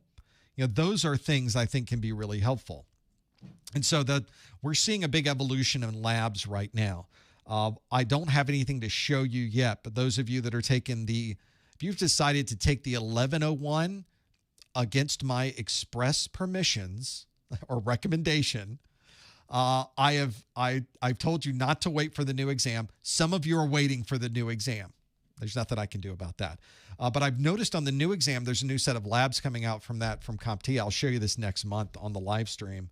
And those new labs, they'll be available on the 20th, are sort of a virtual environment that you're working through. A 3D, you walk around the room, there's a work desk, you can take apart a computer. It's remarkable. So I think use as many tools as you feel is necessary to learn everything that's listed in the CompTIA exam objectives. That is the key. Does that include a book? It might. Does it include videos? It might. But some people don't read a book. They just watch the videos, they watch these live streams, and they go take their exam and they pass. Because for them, that's all they needed. It also will depend on what you know about the topics already. If you've already been in IT, you've already been working on a help desk. I took my A+ exam when I was a security SE. So I had already gone through the ranks. I was already more than 10 years into my career. I was already past the point of being a network administrator. I was dealing with security products, firewalls, intrusion prevention, asymmetric encryption, corporate implementations of all of those. And then I thought, what if I went back and took Security Plus, Network Plus, and A+? And I did. I took them in that order. I took Security Plus first. I took Network Plus second. And I took A+ last. And the A+ I didn't take for my job. I took A+ so I could create my very first A+ course. And I wanted to really go through the experience of learning the content, studying the materials, and taking the exam. So that's why. That's my recommendation. Use as much information as you can get your hands on. Use as much information as you feel is necessary, and you'll be able to kind of feel that out as you go through your studies, I think. You'll be able to really determine, oh, I've gone through this and I don't know, to be able to work through that. In my book, the chat room is talking about performance-based questions. So performance-based questions are, I have 5 performance-based questions for each exam in this book, and there's 3 exams. So there's 15 performance-based questions or PBQs in this book. And that's about right for the exam. You get a handful on the exam. You might get 3 of them. You might get 7 of them, but you get a handful. You get somewhere in there. And then the rest of the exam are multiple choice-based questions. I often tell people, and here's a tip right out of my exam hacks book, skip the performance-based questions. CompTIA allows you to move to any question at any time during the exam. You could skip every question and go to the end and go backwards if you wanted to. Or you could randomly skip around the exam to any question if you wanted to. And that's why I always recommend, I tell people, don't get caught up in the performance-based questions. Skip them. Maybe read through them as you go. Read it, skip, read it, skip, read it, skip, read it, skip, read it, skip. Get to the multiple choice and then work through the multiple choice questions. And what will happen is not only will you sort of be in the mode of doing multiple choice because it's a format that we're all so familiar with, but as you go through multiple choice, the questions and answers help you remember things. They effectively are giving you answers to later questions as you go through the exam. Or even better, you go to a question, you answer it. Later on in the exam, you come to another question that answers one you saw previously. So take advantage of that. Make sure you jump back to that original question and answer that question. But what's nice is once you're done with the multiple choice and you go into the performance-based, some of the topics of performance-based questions will have been covered in some of the multiple choice, and I feel like you're more ready to answer the question at that point. So it's really up to you, whatever style works best for you. My style is to skip, finish the rest of the multiple choice, and then go to performance-based. Now, we don't know how much performance-based questions are worth. We don't know how much multiple choice-based questions are worth. Some have speculated that the performance-based questions are so highly counted that they count so heavily towards your final score that if you miss them, you'll fail. But as we have found from other people that we have talked to in these live streams who went through the entire multiple choice question and they didn't have time to circle back and answer any of the performance-based questions, and they passed. So it's not a do or die. So don't put extra stress on yourself about those performance-based questions. Don't worry that those performance-based questions are going to be so overwhelming and have so many points associated with them that missing them is now you're going to fail the exam in the first 5 minutes. It's not going to happen. Don't worry about it. Do the best you can with the multiple choice. Do the best you can with performance-based. It's all going to work out at the end. But that's the real key, I think. Performance-based questions are just another way to ask a question about something you already know. So fill in the blank is not usually seen like the one we did today, but you do see matching questions. You do see putting things in particular order. I have one on my site. I might as well show you this one since we're here and talking about it. If you go to the Professor Messer website, professormesser.com, how do you spell that again? /take10, one word, professormesser.com/take10 takes you to my Take 10 challenge page where I have some Take 10 challenges. These are 10 question sample exams. Really, it's an archive of our study groups. If I go to the Core 1 Take 10 challenges, first we'll look at this very well-placed ad that popped up on my site. Here's the challenges. And we have multiple choice-based questions in 1, 2, 3, and 4. But if you scroll down a bit, I have performance-based questions on my site. So if you click, for example, 220-1001 Core 1 performance-based question number 1, that number 1 question is one on port numbers. I'm going to make this full screen so we can really see it well. Let's start. Now, I'm not going to really pay much attention to this. I'm just going to kind of just take things. So if you think you know what these numbers are, we're going to grab them on the top and we'll just pull them down and stick them in one of these. Pull this down. We'll put it. I know these are wrong. I'm not. I know, but they all match. At least we're using all of them for this question. And then when you think you know the answers, you can submit the answer at the bottom of the page, and it will tell you what it thinks the answer is. It says, okay, that's wrong. How about that one? No, it's wrong. How about that one? No, it's wrong. How about this one? No, it's wrong. These were all wrong. This was completely wrong. I got 0 correct. And then you'll get a message on your screen that will pop up and say, okay, do you want to do this again? Because you obviously have no idea what you're doing. It's not quite that honest. But it does tell you you got 0 wrong. Here's how long it took. You want to do this again? We can either go to the leaderboard. For those of you that have been taking this one, you could see we've got a number of you. Thanks, Omelet. Omelet in there to make 19 seconds. Or 19 right, I guess, 30, or is it ranked 19? 35.3 seconds. Are there 19 at the top of the list? I got 19 right is what it was. There were 19 of them. 35.3 seconds is pretty good. Kind of a tie for first, isn't it? How come it says first and second? That's not fair. That's not the way it works, but that's what it is. And you could then redo it if you would like.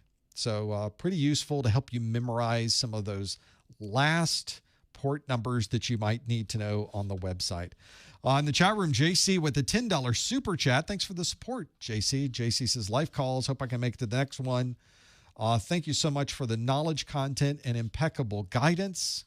I am very grateful, sir. That's very kind of you. Thank you.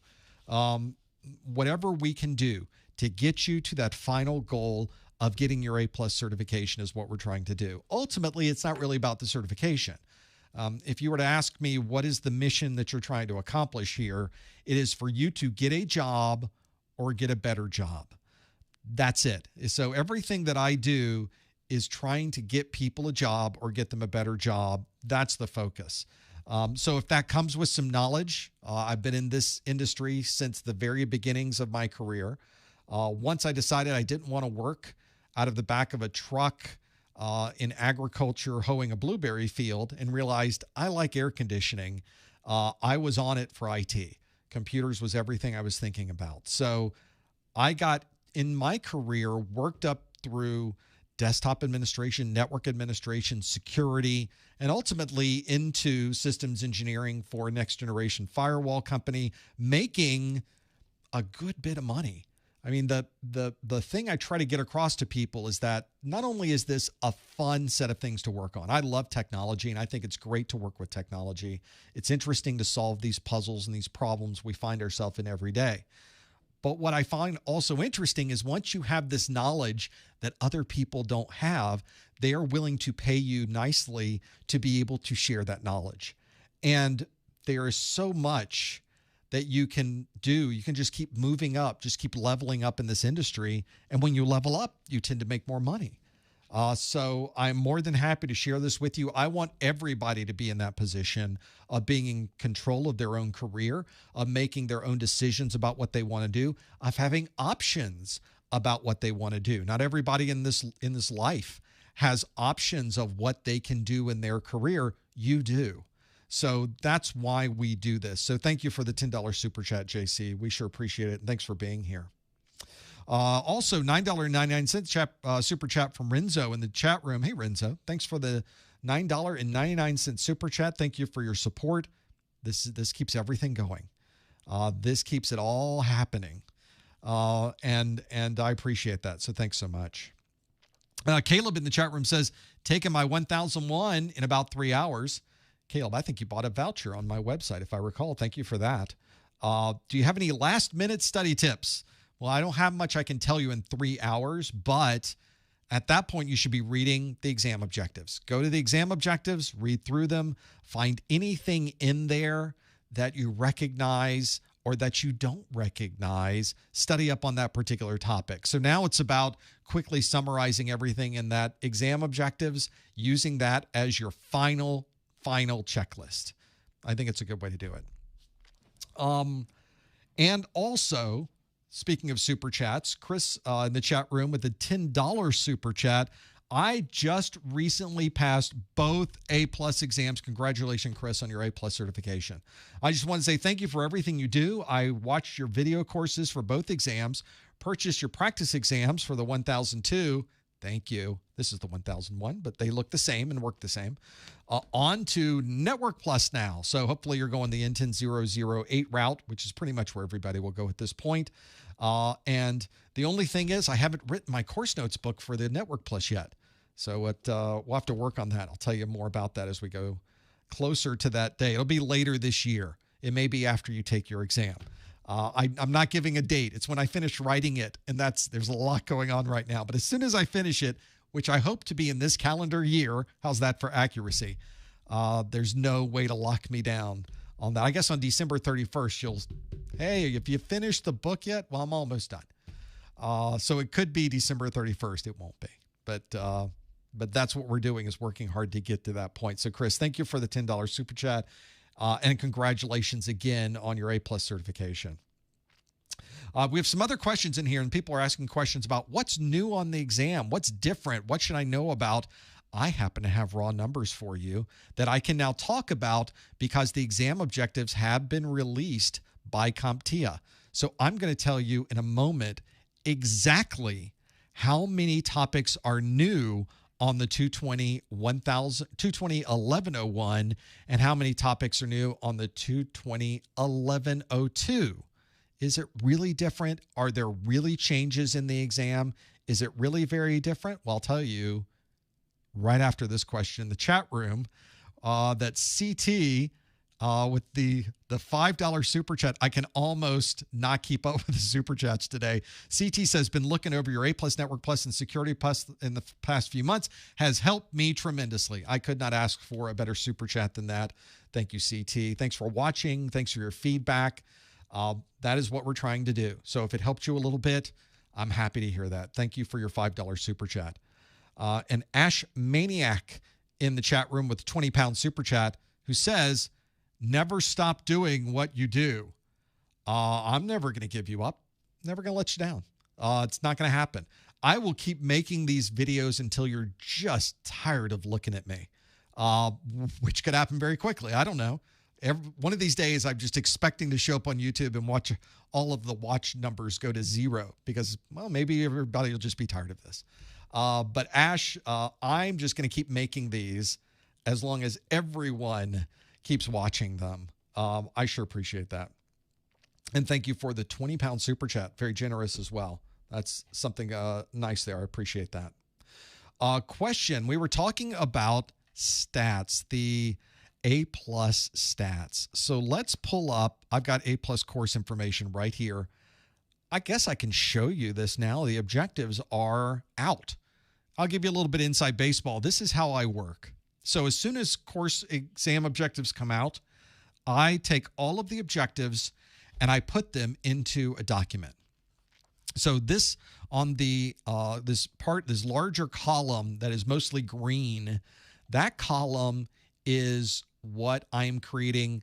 That's the name of the video based on the new objectives, which are here on the right side. So all of these objectives you see here are the new objectives that you can download right now from CompTIA.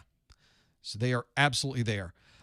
What I do is look at the exam objectives. For instance, given a scenario, install and configure laptop hardware and components. Now, as it turns out, these older and newer exams have exactly the same domains. So they didn't change anything with the structure of the exam. They are identical in structure. What has changed are topics within those domains.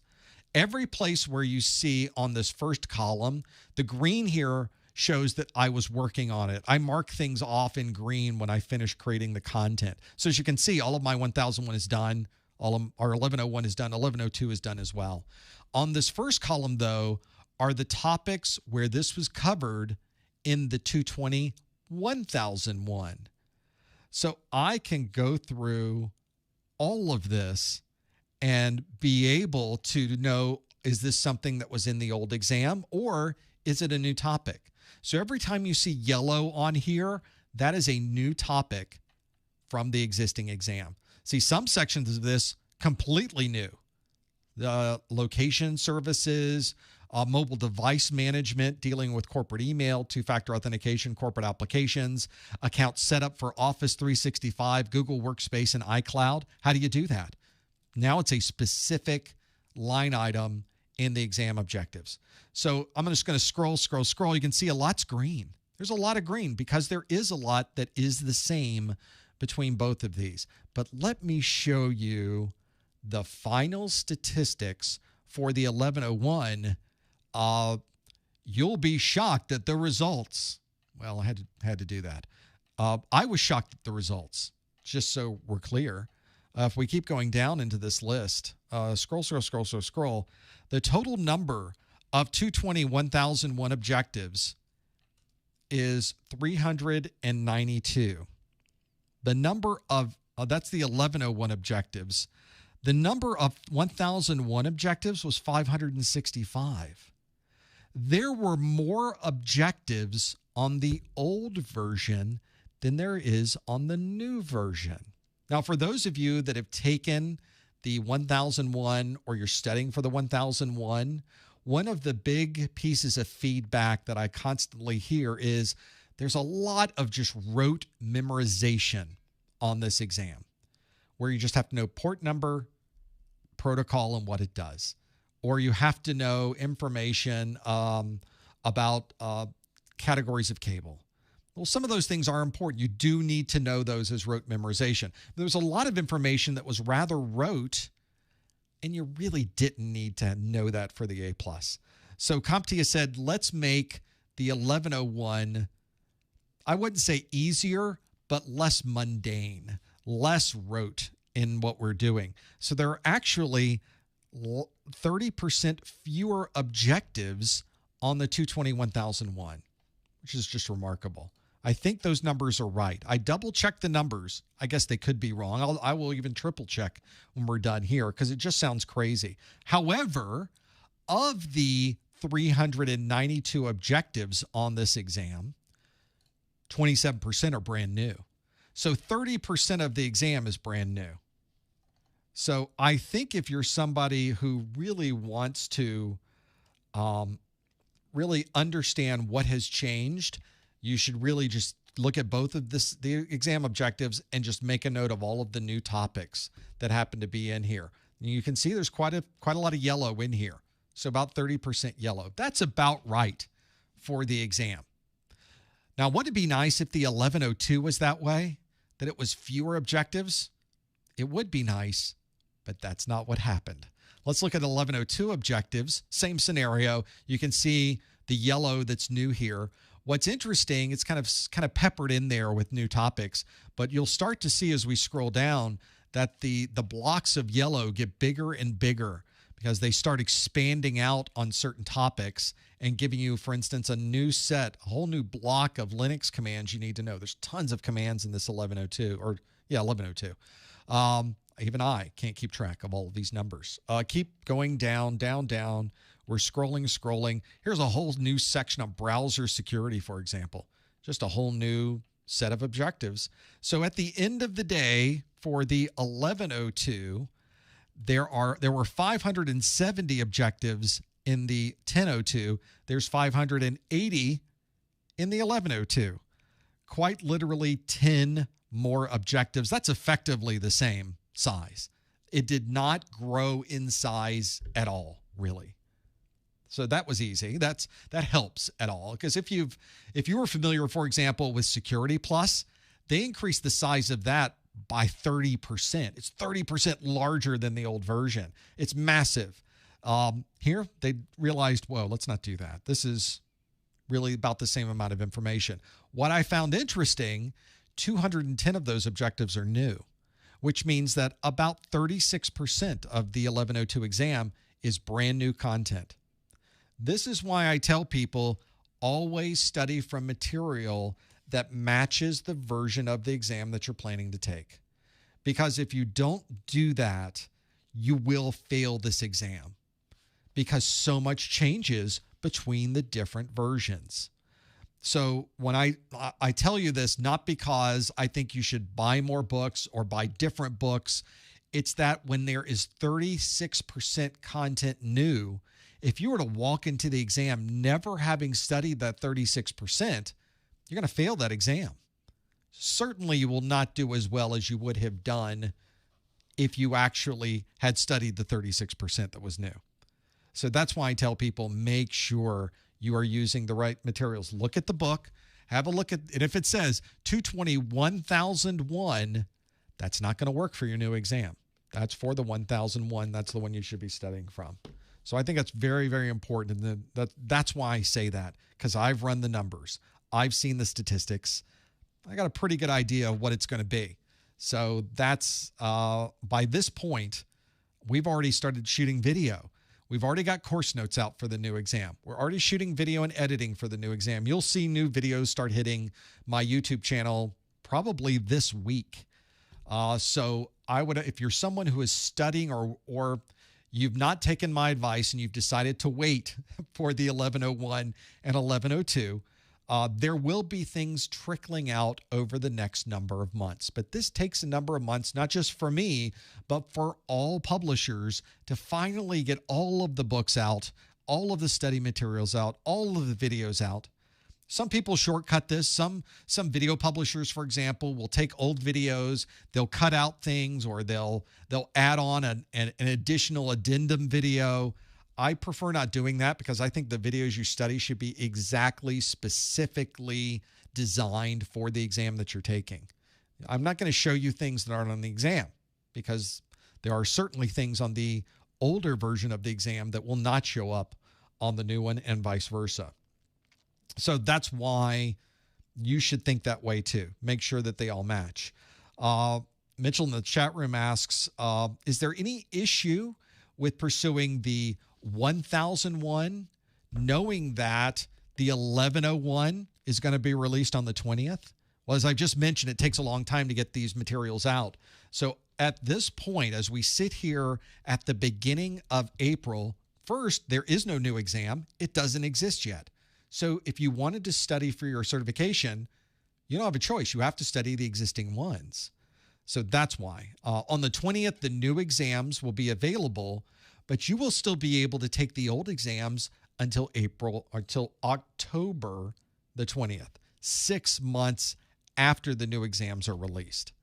That is a long time for studying for a set of exams that usually takes 3 to 4 months for someone to get through on average. Now, some of us take a year to study for an exam. Maybe your life is just in a place where it just takes you a long time to study for these, well, in that particular case, maybe the 1101 and 1102 would be a better choice. Maybe it does make sense for you to wait because you know you'll never make it to October. But I think for the vast majority of folks studying for these exams, they could easily get through all of this content before October 20th. That's why, as we sit here today, I highly recommend that you study and take the 1101 and 1102 exams. That is, don't wait. And the reason I say don't wait is not because I want you to take a certain exam version or there's certain content I like better or worse than the other. That's not really the case either.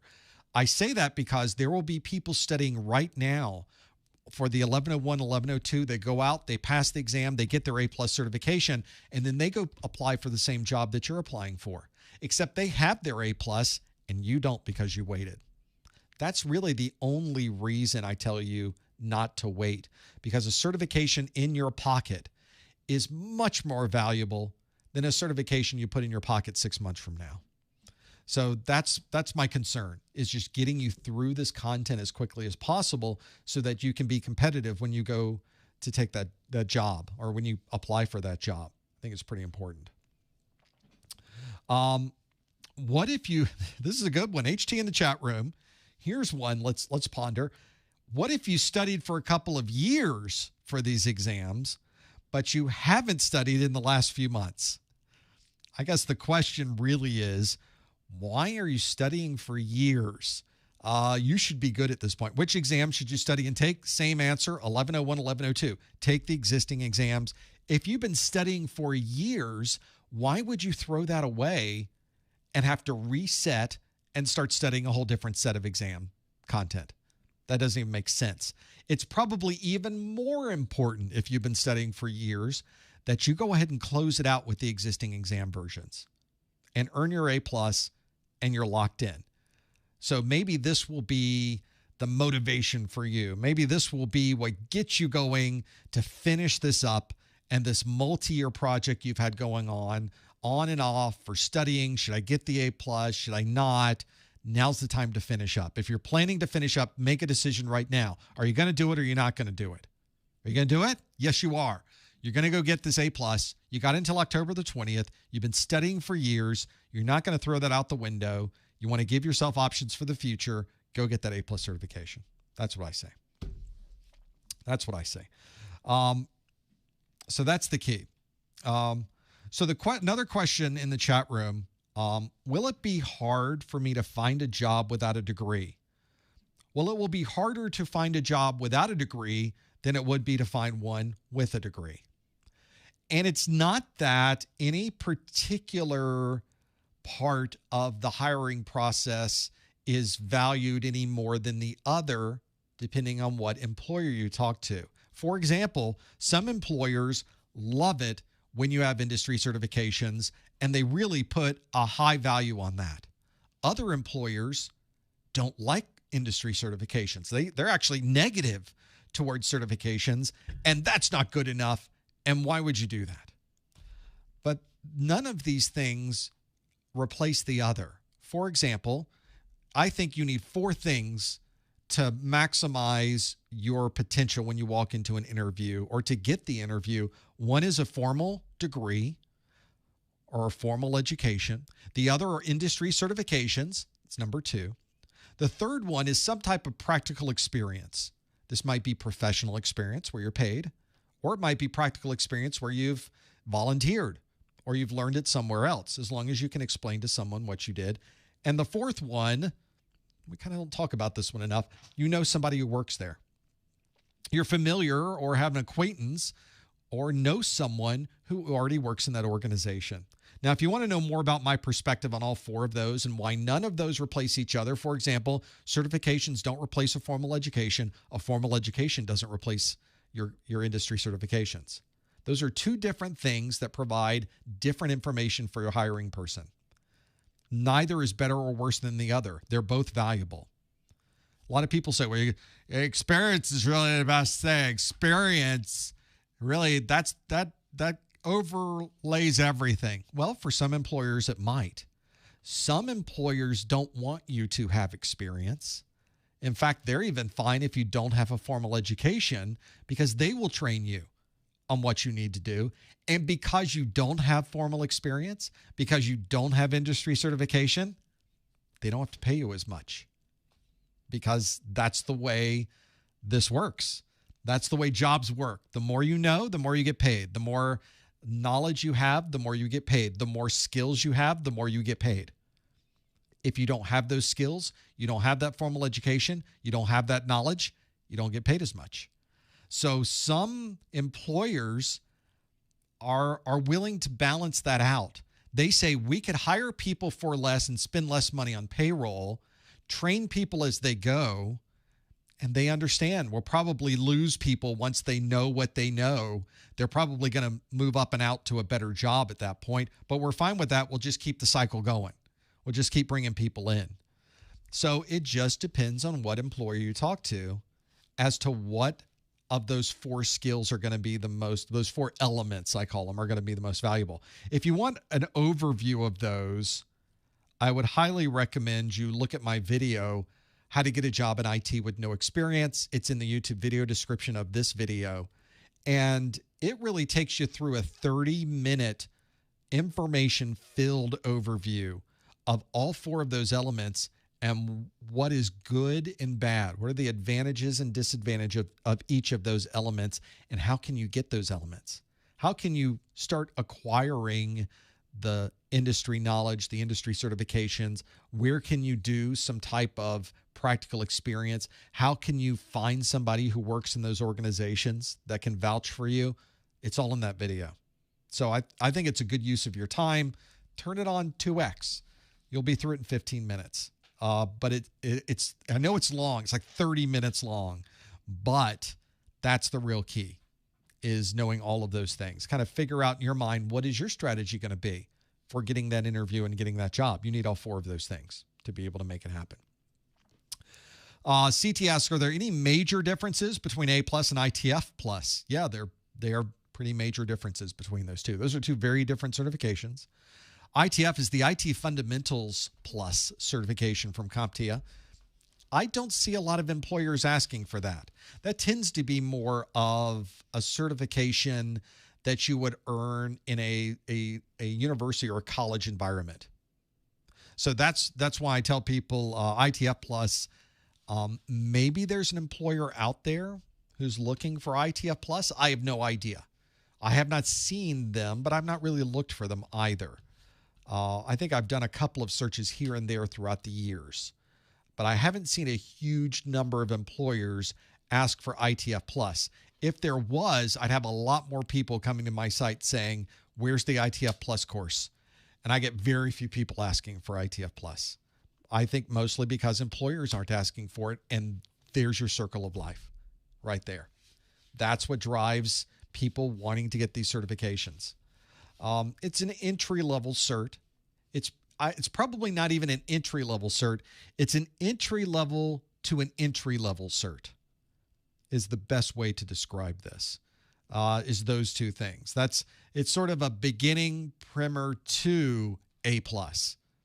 And I don't think there's very many people who can professionally benefit from taking the ITF Plus, but plenty of people who can benefit their own personal knowledge from taking the ITF Plus.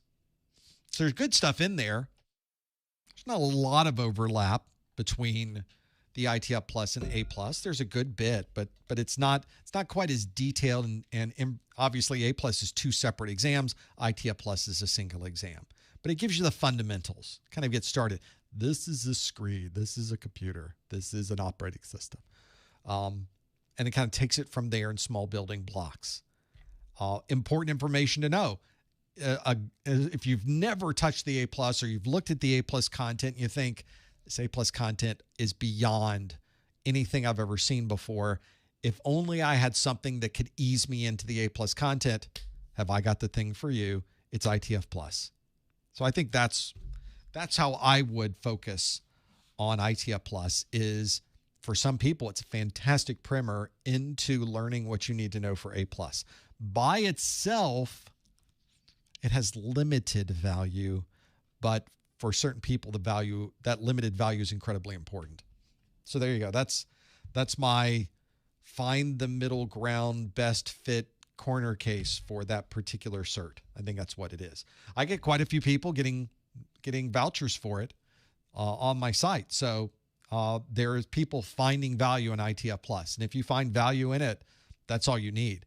Everybody's a little bit different.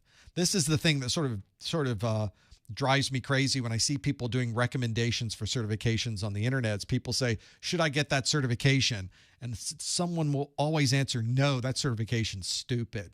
No, that certification's worthless. No certification is worthless. No certification is pointless. But you have to find the certification that fits what you're doing with your life at that moment. And everybody is at a different place. So the one that probably is the most egregious that I see are people saying, you should skip Network Plus and just go to CCNA. Why are you stopping at CCNA? The people really making money with Cisco or CCIE. Why don't you take your CCIE instead of Network Plus? Now, that's the logic behind this. We're not taking the CCNA first because it is an incredibly complex exam that is not entry level into networking in any way, shape, or form. That is an undisputable fact. So why would you, if you're someone who doesn't need the command line network design and implementation that is a primary focus of the CCNA, why are you taking the CCNA? Why wouldn't you take the Network Plus, get you that first job in the help desk, and then move up to the CCNA once you're more familiar on the networking side? That makes a little more sense in my mind. But the people that have the CCNA have seen, here's why they say this, is they've seen the value in that certification. And they've earned the certification, and they've seen the paychecks that come with that certification, and they're wanting you to take that certification so you can have the same success that they had. I get it. And I can appreciate that, having gone through that in my own career. But what I also think is important is that when somebody says, what certification should I get? The answer is not, here's what you should get. The answer is, what are you trying to do with your career? Where are you now? And what's your next step? Because then we can start making recommendations. Because if you walked into your very first help desk interview and you said, I have a CCNA, there will be some help desk managers who will disqualify you from this position because you are overqualified. They don't want to put you on the help desk. You already passed your CCNA. You're obviously very knowledgeable in all things networking with switches and routers, especially on Cisco. You're going to be bored sitting in that seat. We're going to keep you there for a month, and then you're going to quit because it's just too boring for you. So we're not even going to go down that road. This is not a good fit for you. This is not the right job for you. We're probably going to find somebody it's a better fit for. That's a real thing, by the way. Overqualification is a real thing that you have to be careful about, because you will walk into a job, start talking about all of these things you've done that are outside the scope of this particular job posting, and it's possible some employers may think, this is not a good fit. Very rarely would an employer go, you're probably not a good fit here, but we have another job over here you're probably a better fit for. Let's slide you into that process. Sometimes that happens with really, really, really large companies, but it's not common at all. So that's why. The CCNA is not an entry-level certification. It is not designed to be an entry-level certification. It is a valuable certification for the right people that are in the right place in their IT career. And it does have a lot of value, and people do earn a lot of money by earning their CCNA and getting a job working with switch and router administration. Some people don't like networking. What about the people that want to do databases? What about the people that want to do Linux? What about the folks that want to learn everything there is to know about Windows? Those are perfectly reasonable and valid options for your next step in certifications, and can earn you as much money as those Cisco people are making. So that's the real key, is knowing what's right for you at any particular time throughout your career. That's what I would recommend, is not necessarily listening to what other people are telling you, but having a conversation about where you are and what makes the most sense based on where you are in your career is probably much more advantageous overall. That's what I would recommend you do too. Other questions in the chat room. I know we're at the top of the hour, a little after, but I'll stick around for a little bit more. If the questions keep coming in, I'll keep answering them. So absolutely there, you're welcome to put them into the YouTube chat or on the link that I removed on my screen because we were looking at something, professormesser.com/live. Can you pass the test from taking notes in the A+ series on YouTube? As I mentioned earlier, you could. I'll know why you do that, though. There are no shortcuts in studying for a certification exam. And just watching videos and taking the exam doesn't work that way. As I mentioned, you need the 4 things. You need videos. You need a good book. You need some hands-on labs. You need some Q&A. Get all 4 of those, then you would be ready to pass that exam. That's the best possible scenario. Could you get away with less than that? You could. Some people only watch the videos and pass their exam, and they're fine with that. Some people watch the videos and they get a book. Some people watch the videos and get a lab. Some people watch the videos and get Q&A. Some people get a combination of all of those things together. So find the thing that makes sense for you. What's the best thing for hands-on labs? Well, for the existing ones, I don't have a great answer for you, but the 1101, 1102 has some great labs coming out, and they'll be on my site when those exams are released. I'll have more information for you on that next study group next month. Not the one Thursday, the A+ exam, our study group on, what is it, May the something? May the 4th? May the 4th be with you. Let's go to professormesh.com/calendar and find out when my own event is going to be. I also have the same events that are in professormesser.com/Discord. So my Discord server also has these available. And now I'm trying to say I'm not a robot, and I'm not having much success on my own site. It doesn't like that I'm doing this on my site. So select all squares with the traffic lights. It's not that one. It's these, I guess, 3. Okay, then what?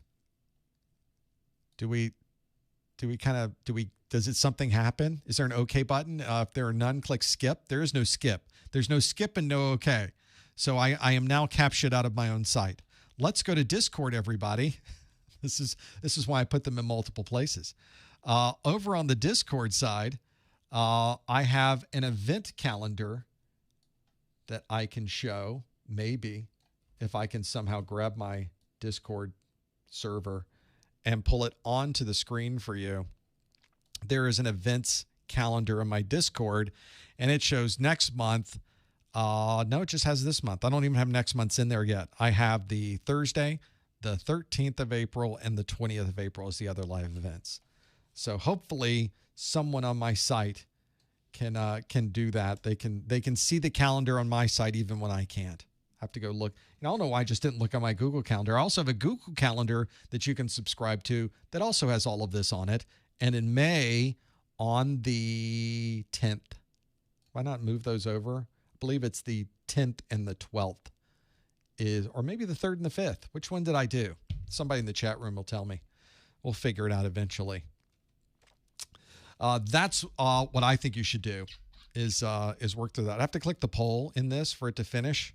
It's not doing anything. Let's just click around. Am I a robot? Apparently I am. I think that's it. The verification is now I have to do palm trees, and it's just not working for me. Well, that was delightful. I'm glad we went through that process that showed you absolutely nothing relating to the question you asked. Also in the chat room, Eddie with the $1 super chat and another $1 super chat. Thanks, Eddie. The message apparently has been retracted. But if you have a question, I'll be glad to answer it. Thank you for the super chat, Eddie. We appreciate that. Thanks for being here, and thank you for your support of the website as well. Pretty important. I like the folks in the chat room. We're trying to get through the CAPTCHA by describing to me what I should click. It's the worst possible way to get through a CAPTCHA that you would ever do. Try to click the one that's on the left. That one will work. This is why CAPTCHAs don't work, right? That's why it's a problem. Can you get a job with just one certification? You can get a job with no certifications. You could get a job with just one certification. Always look to see what an employer would like you to have. I mentioned this in my video, How to Get a Job in IT with No Experience, on the process of gathering intel and how important that is. How many employers in your area want somebody with an A+ certification? Do you know that number? If you're in the job hunt, you should know that number immediately. Or you should be able to look at your spreadsheet that you created, that I asked you to create in that video, and be able to calculate that. How many employers in your area would like people that have knowledge of Microsoft Active Directory? You should know that number. That's what you should really have knowledge of. So make sure. Hey, Caleb in the chat room, thank you for being here. He's going to take off. He says, thanks to me. Thanks to Lori, because the timestamps have been a great help. So I'm glad we started doing those. We started putting timestamps on our videos years ago. I am so glad that they were helpful. We will keep doing that. Lori does an amazing job at putting those timestamps on there. They are incredibly valuable. I tell her all the time how valuable they are, and I thank you for telling her yourself, because it's just me saying it. What good is that? But when you say it, it actually means something. So thank you for that, and thanks for being here. Other types of questions in the chat room. Where do you recommend looking for jobs? I think, as you mentioned, Indeed. I don't think you were trying to put an SG1 reference in there. I think you were saying Indeed. The website Indeed is a great place to have a look at job postings. Dice.com. In the United States, LinkedIn Jobs is a good place. Each country tends to have their own set of job sites. And those are pretty much the popular ones. The popular ones are the ones you would go to. So whatever you go to in your country to look at jobs, that's where you should go. Indeed's a great place to start, I think.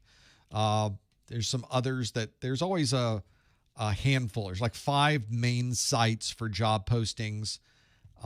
What you really have to watch out for when you post your resume to these sites is getting a lot of people sending you job postings that aren't real, or recruiters that really are not there to recruit for you.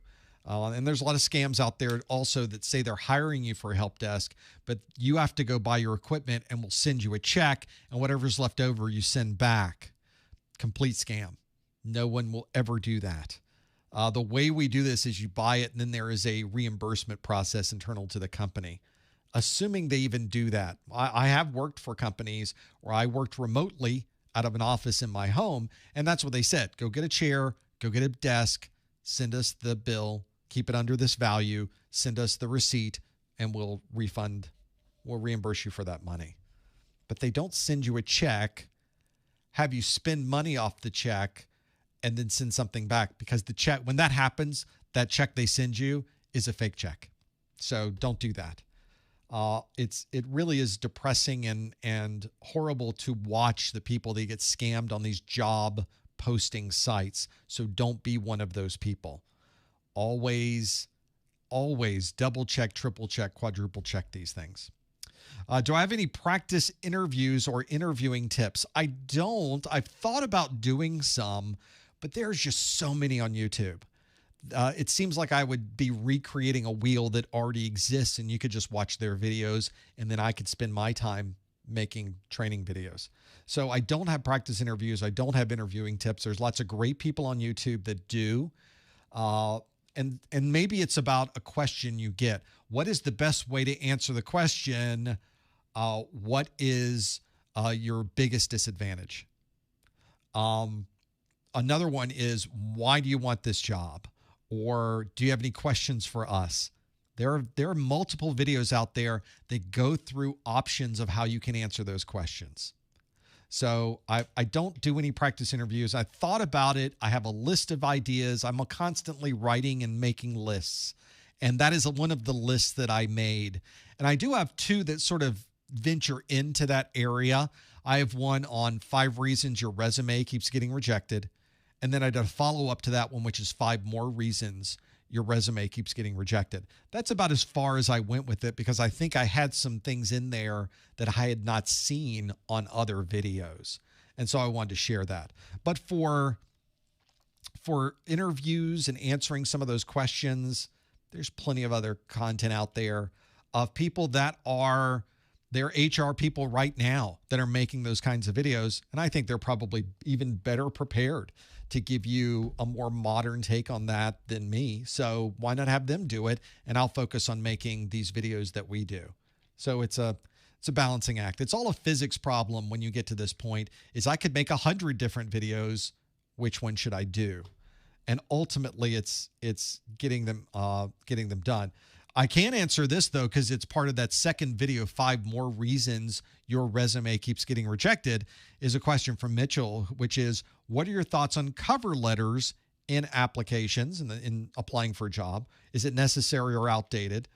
It's not outdated and it's not necessary, but I think it's an opportunity. Whenever you are applying for a job and you give them that cover letter, it's a chance for them to read something about what you know and why you're better for this job. And I think a plain cover letter that says, thank you for the opportunity to apply for this position. I feel that my experience is best for this type of position, and thank you for your consideration. Sincerely, Professor Messer. Waste of time. Nobody wants to read it. It has nothing in it. It is vacuous. It is zero content. There's nothing in there that says this is why I should hire you. But what you should do, and I say this in my videos for why your resume keeps getting rejected, or 5 more reasons your resume keeps getting rejected, is every resume you send in should be customized for that job posting. And I give you an example of that in the video. In real time, we edit a resume, and you can do it in minutes to customize that resume for that job. And then I also show you in those videos how to do a T cover letter. That's what you should Google, is T cover letter, because it's less about prose, not professionalism, more about prose, like a poetry, like just written word. Nobody wants to read a static set of paragraphs that say nothing. But if you have this T cover letter, you're effectively saying you're looking for somebody with this skill, this skill, this skill, and this skill. Here is what I know that covers this skill. Here are my credentials for this skill. Here is what I can do to help you with that skill. And here are the certifications and knowledge I have about this skill. So somebody who gets that cover letter will say, well, they're just repeating back all of the things I said I wanted. Oh, wait, they have all of those. All of the things I said were important for this job, they have those 4 things, and here they are in the cover letter. Let's read more. That's what a cover letter should do. It should get people interested in your knowledge and what you know, and explain why you're the best fit for this job. It should be a cover letter that somebody reads and says, why are we even talking to anybody else? This guy has everything.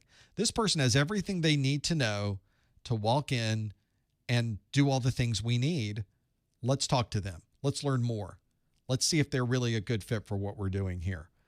That's why I tell people that cover letter can be valuable, because it can start moving you up the stack, because they're only going to talk to so many people, and they might say, okay, pick 3 out of this list, pick 5 out of this list, pick 10 people out of this list.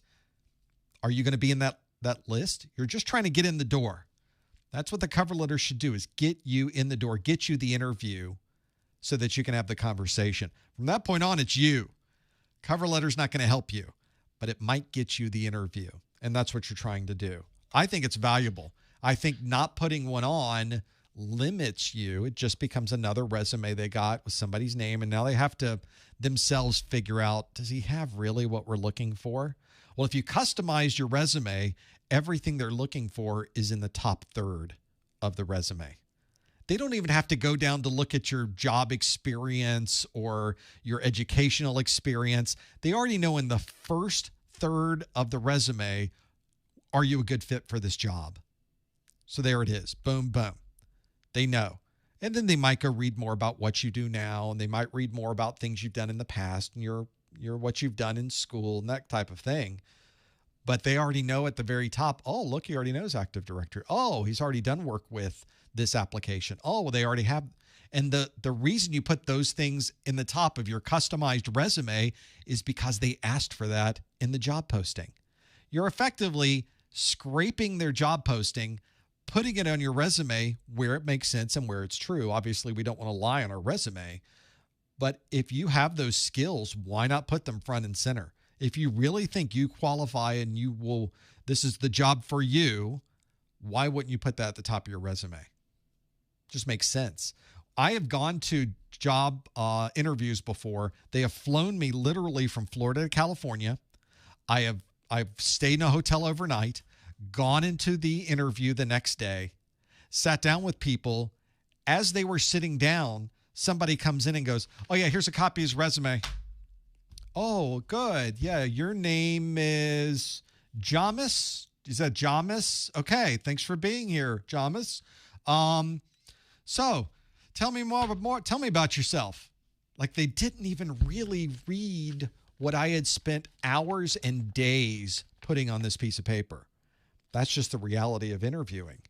So you need to have it, and you need to point these things out and go, well, as I mentioned at the top, the list of things on my resume that I'm very familiar with, it seemed like you had a very big emphasis in Active Directory.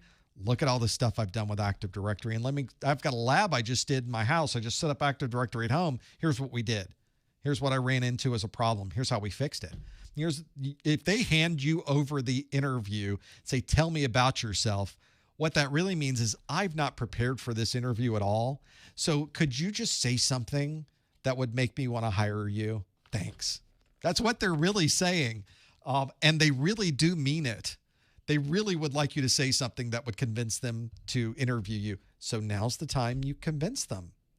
Oh, well, let me point these things out for you. I saw this, blah, blah, blah, blah, blah. And then they might have a conversation or have something to say about, yeah, we asked that because we do a lot of Active Directory here.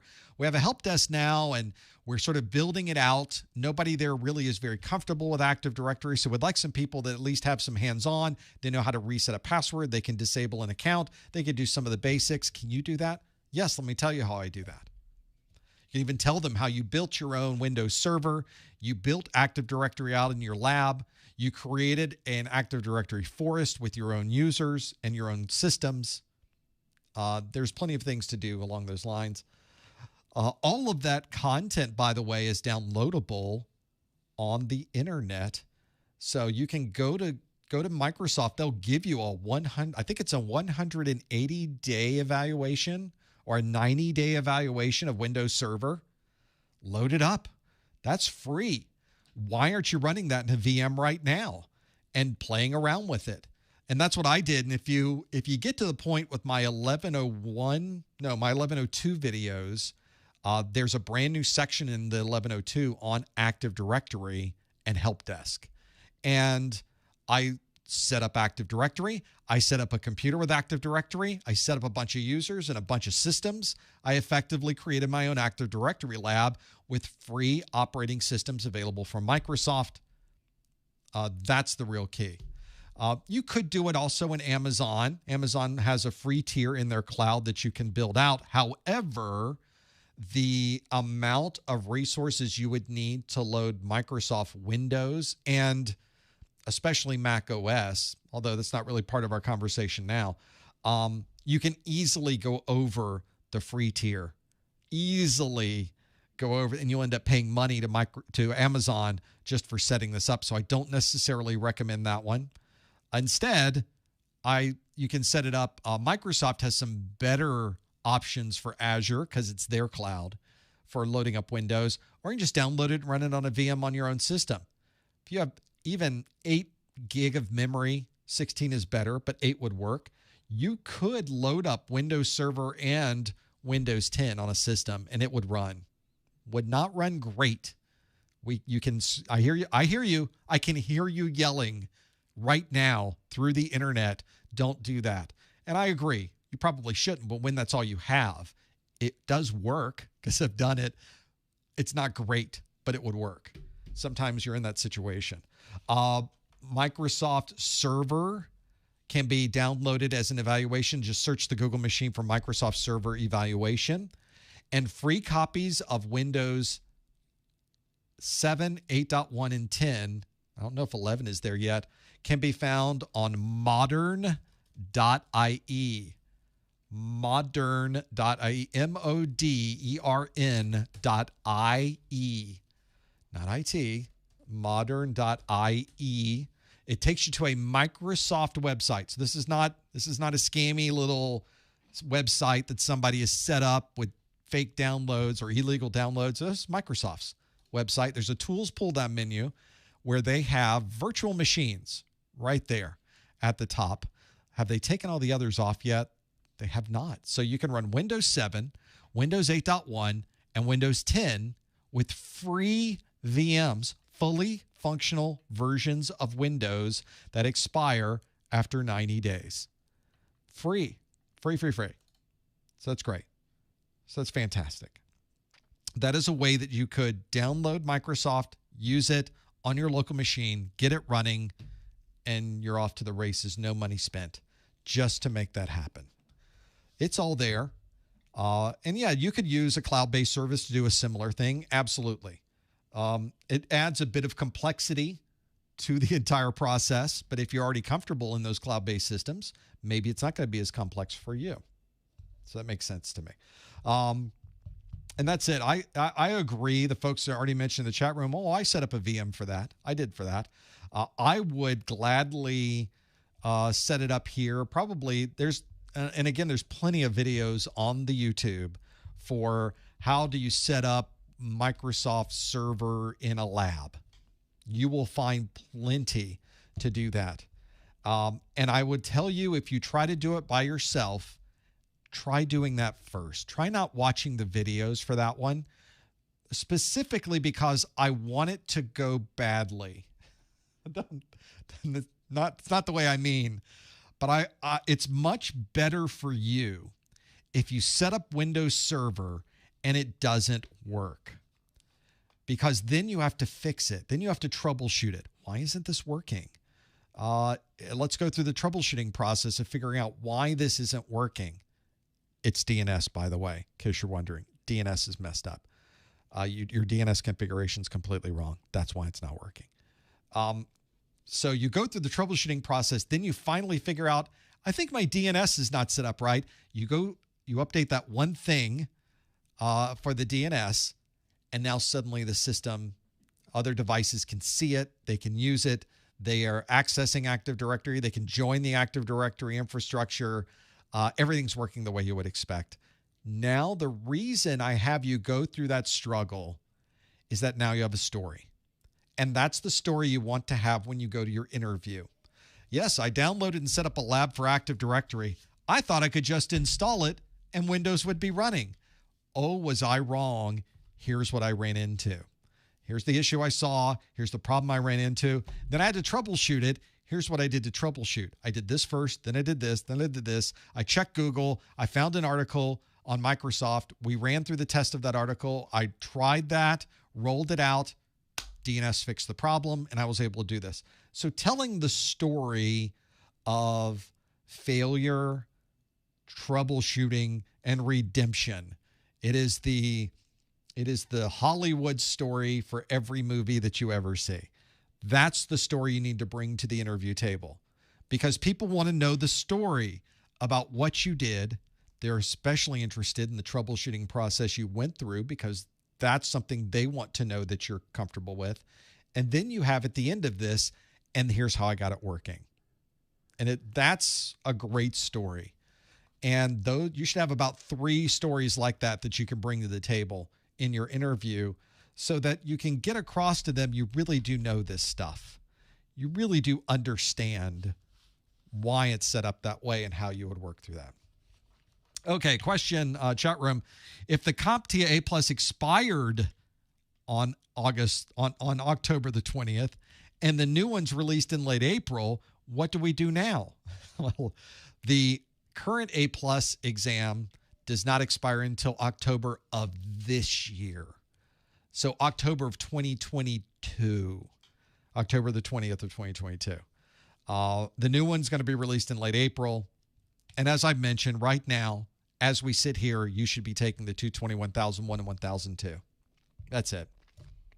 So, and in fact, they've been mentioning in the chat room, if you can't pass the 1002 before October, you said August here, but you really meant October, 6 months, more than 6 months from now, when the exams are retired, not expired, retired, you should start studying for the 1101, 1102, but there's literally no materials out for it yet. That's right. That's not entirely true. There's literally at least course notes available for it right now. As I mentioned before, there are companies that are producing content madly behind the scenes. We are busy at this. And if you yourself wanted to find study materials that were for the 220 1001, they do exist, and the 1002 materials, but that's it right now. There's no video course right now, to your point. There's not a video course. What about the videos? Well, I'm shooting video now, not right now, but yesterday we shot videos. More videos will be edited and shot tomorrow. There will be videos shot throughout the weekend. We're in video creation mode right now. So you're right. There are literally very few materials out for it right now, because there just are. And that's why I tell you, don't take the new exam. What are you going to study from? The one book that's out there? Not a great idea. So take the current exam. You have until October. And even if, let's say you got to September and something happened in your life and you just weren't able to finish up and the exams are retired. You missed it. You studied all that time and you weren't able to get the exams done before the retirement date. It's okay, because the content, only 30% of the content is new. So you don't necessarily have to start over with your studies. You will just need to find the things that are different between the two and study those things. And by that point, there will be plenty of study materials available. There will be choices galore of video courses, books, labs, Q&A. Will sort of be where we are now with the current exam versions. So don't worry so much about that. In many ways, we worry too much about a problem we don't have any control over. And even if that particular problem manifests itself and we run into the expiration date and the bus leaves without us, that's okay. There's another bus right here. So you only have to learn 30% more. So you're not losing everything. It's still okay. But of course, I want you to have the best possible chance of passing this exam. And as we sit here today, the best possible chance is to take the 220, 1001, and 1002, which, as it turns out, are the only A-plus exams available as we talk right now. We're talking into the future, and I feel very positive that these exams will be released on April 20th. I'm very secure in that. The dates look really good. The folks at CompTIA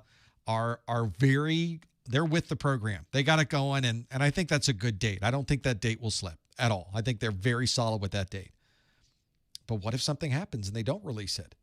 And if you were waiting, you're going to be waiting some more. Not a good position to be in. Never wait to get certified.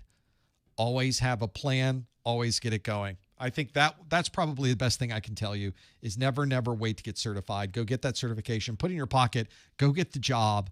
Go make the money. Go start the career. It's the best way to do it, in my mind. And there's arguments both ways. I think mine is the right way. So we can have the argument, though. If you think your situation is a little bit different, or you think maybe there's a different way that would be better, talk to me about it. Let's have a conversation, and I'll tell you why I think might be plus or minus or not. We'll figure out the details. Just as a final review, the expiration for the 220-1001 and 220-1002 is October the 20th of 2022. This is a good question, Travis, in the chat room. I don't often say that because you're not supposed to say that's a good question. This is a good question. If you've already bought A+ vouchers for the 220-1001 and 220-1002, but you're not ready to take the exams by October 20th, now what? Are you now stuck with vouchers that you can't use? Well, here's a little inside baseball for you. When you go to the CompTIA website, let's do this right now since I'm talking about this. I need to open up so I see what you see.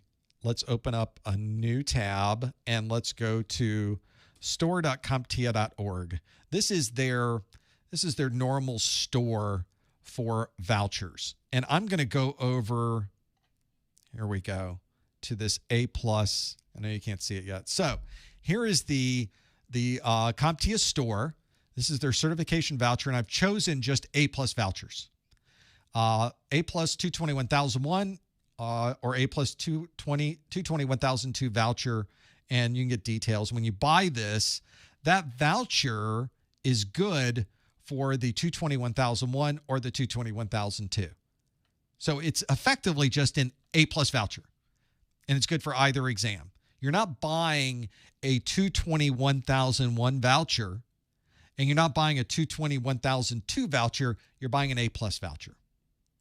And what's nice about this is that your A+ voucher can be used for any A+ exam, anywhere. So they don't stop selling vouchers for the current version and start selling vouchers for a new version. It's the same voucher. Who knew? But it has a number on it. I'll give you an example of that. Let's take Network Plus. Network Plus is currently in that area where you could take either the new or the old exam. It's in that overlap time frame. So look at their particular site. You could buy an N10-008 voucher, or you could buy an N10-007 voucher. It's the same voucher. It's exactly the same voucher. There's no difference between the two. I know it's marked differently. That one says 8 and that one says 7. It's the same voucher. So let's say that you were planning to take the 220-1001, 1002. You bought 2 A+ vouchers right now. The vouchers are good for a year. So if you bought it today, it would be good until about this time next year. So April of next year. But let's say you get to October 20th, you didn't take these exams. Now you have to start over. You're going to take them in December. Use the same vouchers. Same exact vouchers. They'll work fine for the 1101, 1102. And I can assure you that this is true, because when people come to my site and they ask and they buy the voucher discounts, and I don't ask what version of the exam they're taking. They just say, I need a Network Plus voucher. I send everybody the N10-00. I send everybody what you would buy if you were to go to the N10-008 voucher page. So they just get a Network Plus voucher from me. But that works for anything. If there was another Network Plus exam out there right now, it would work for that exam too. If there was one coming out in 6 months that we didn't know about, it would work for that one too. So it's the same voucher. So Travis, you're good either way. You will not need to buy new vouchers.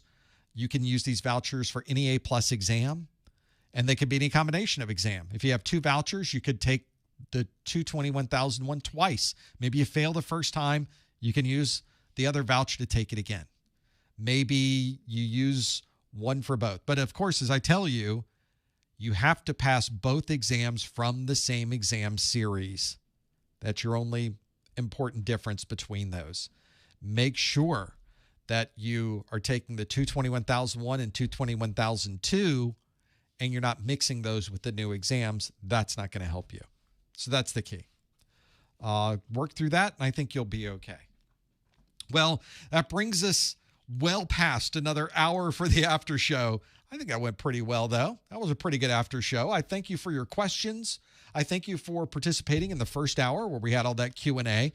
I've already written the questions for Thursday. They are locked in. They are in the vault somewhere. I guess. They're locked away. I'll pull them out of the vault for our Thursday study group. That will be our 220-1002 study group. Will we change the study group over to the new version? We will, but probably not right now. Not until there's enough study materials on the market, not just mine, but generally available so that you could take that exam and feel comfortable doing it. And then we'll convert over. So we still got a month or two before we're looking at converting over any of our study groups to the new version. Of course, you have 3 years plus of these live streams you can go back and watch for the existing series of exams. So we're not losing anything. Those are always available on my site to watch. They're always available on my YouTube playlist to watch. You can go back years and watch these study videos. Watch me get younger and younger and younger through the years just by going back in time. I talk really high like this. Hi, thanks. Welcome to the study group, everybody. And now we're back to doing this in the way it looks today. Thank you so much for being here. Thanks for joining us in the study group. Thanks for your very kind donations with the Super Chat. Thanks for your very kind donations with your time and your chatting. This is such a great community and great people in the chat room willing to help. We're always around. Come join us afterwards on Discord. We're there 24/7 when we're not live streaming at professormesser.com/Discord. And thank you always for all of the support you give to this site. We could not be more grateful for all that you do, for your support for what we are doing here. Is very much appreciated. We'd love to see you on the next study group. Come back Thursday. We'll do this again for the 220-1002. Thanks for joining us this time, and we'll see you next time on the A+ study group. Thanks, everybody.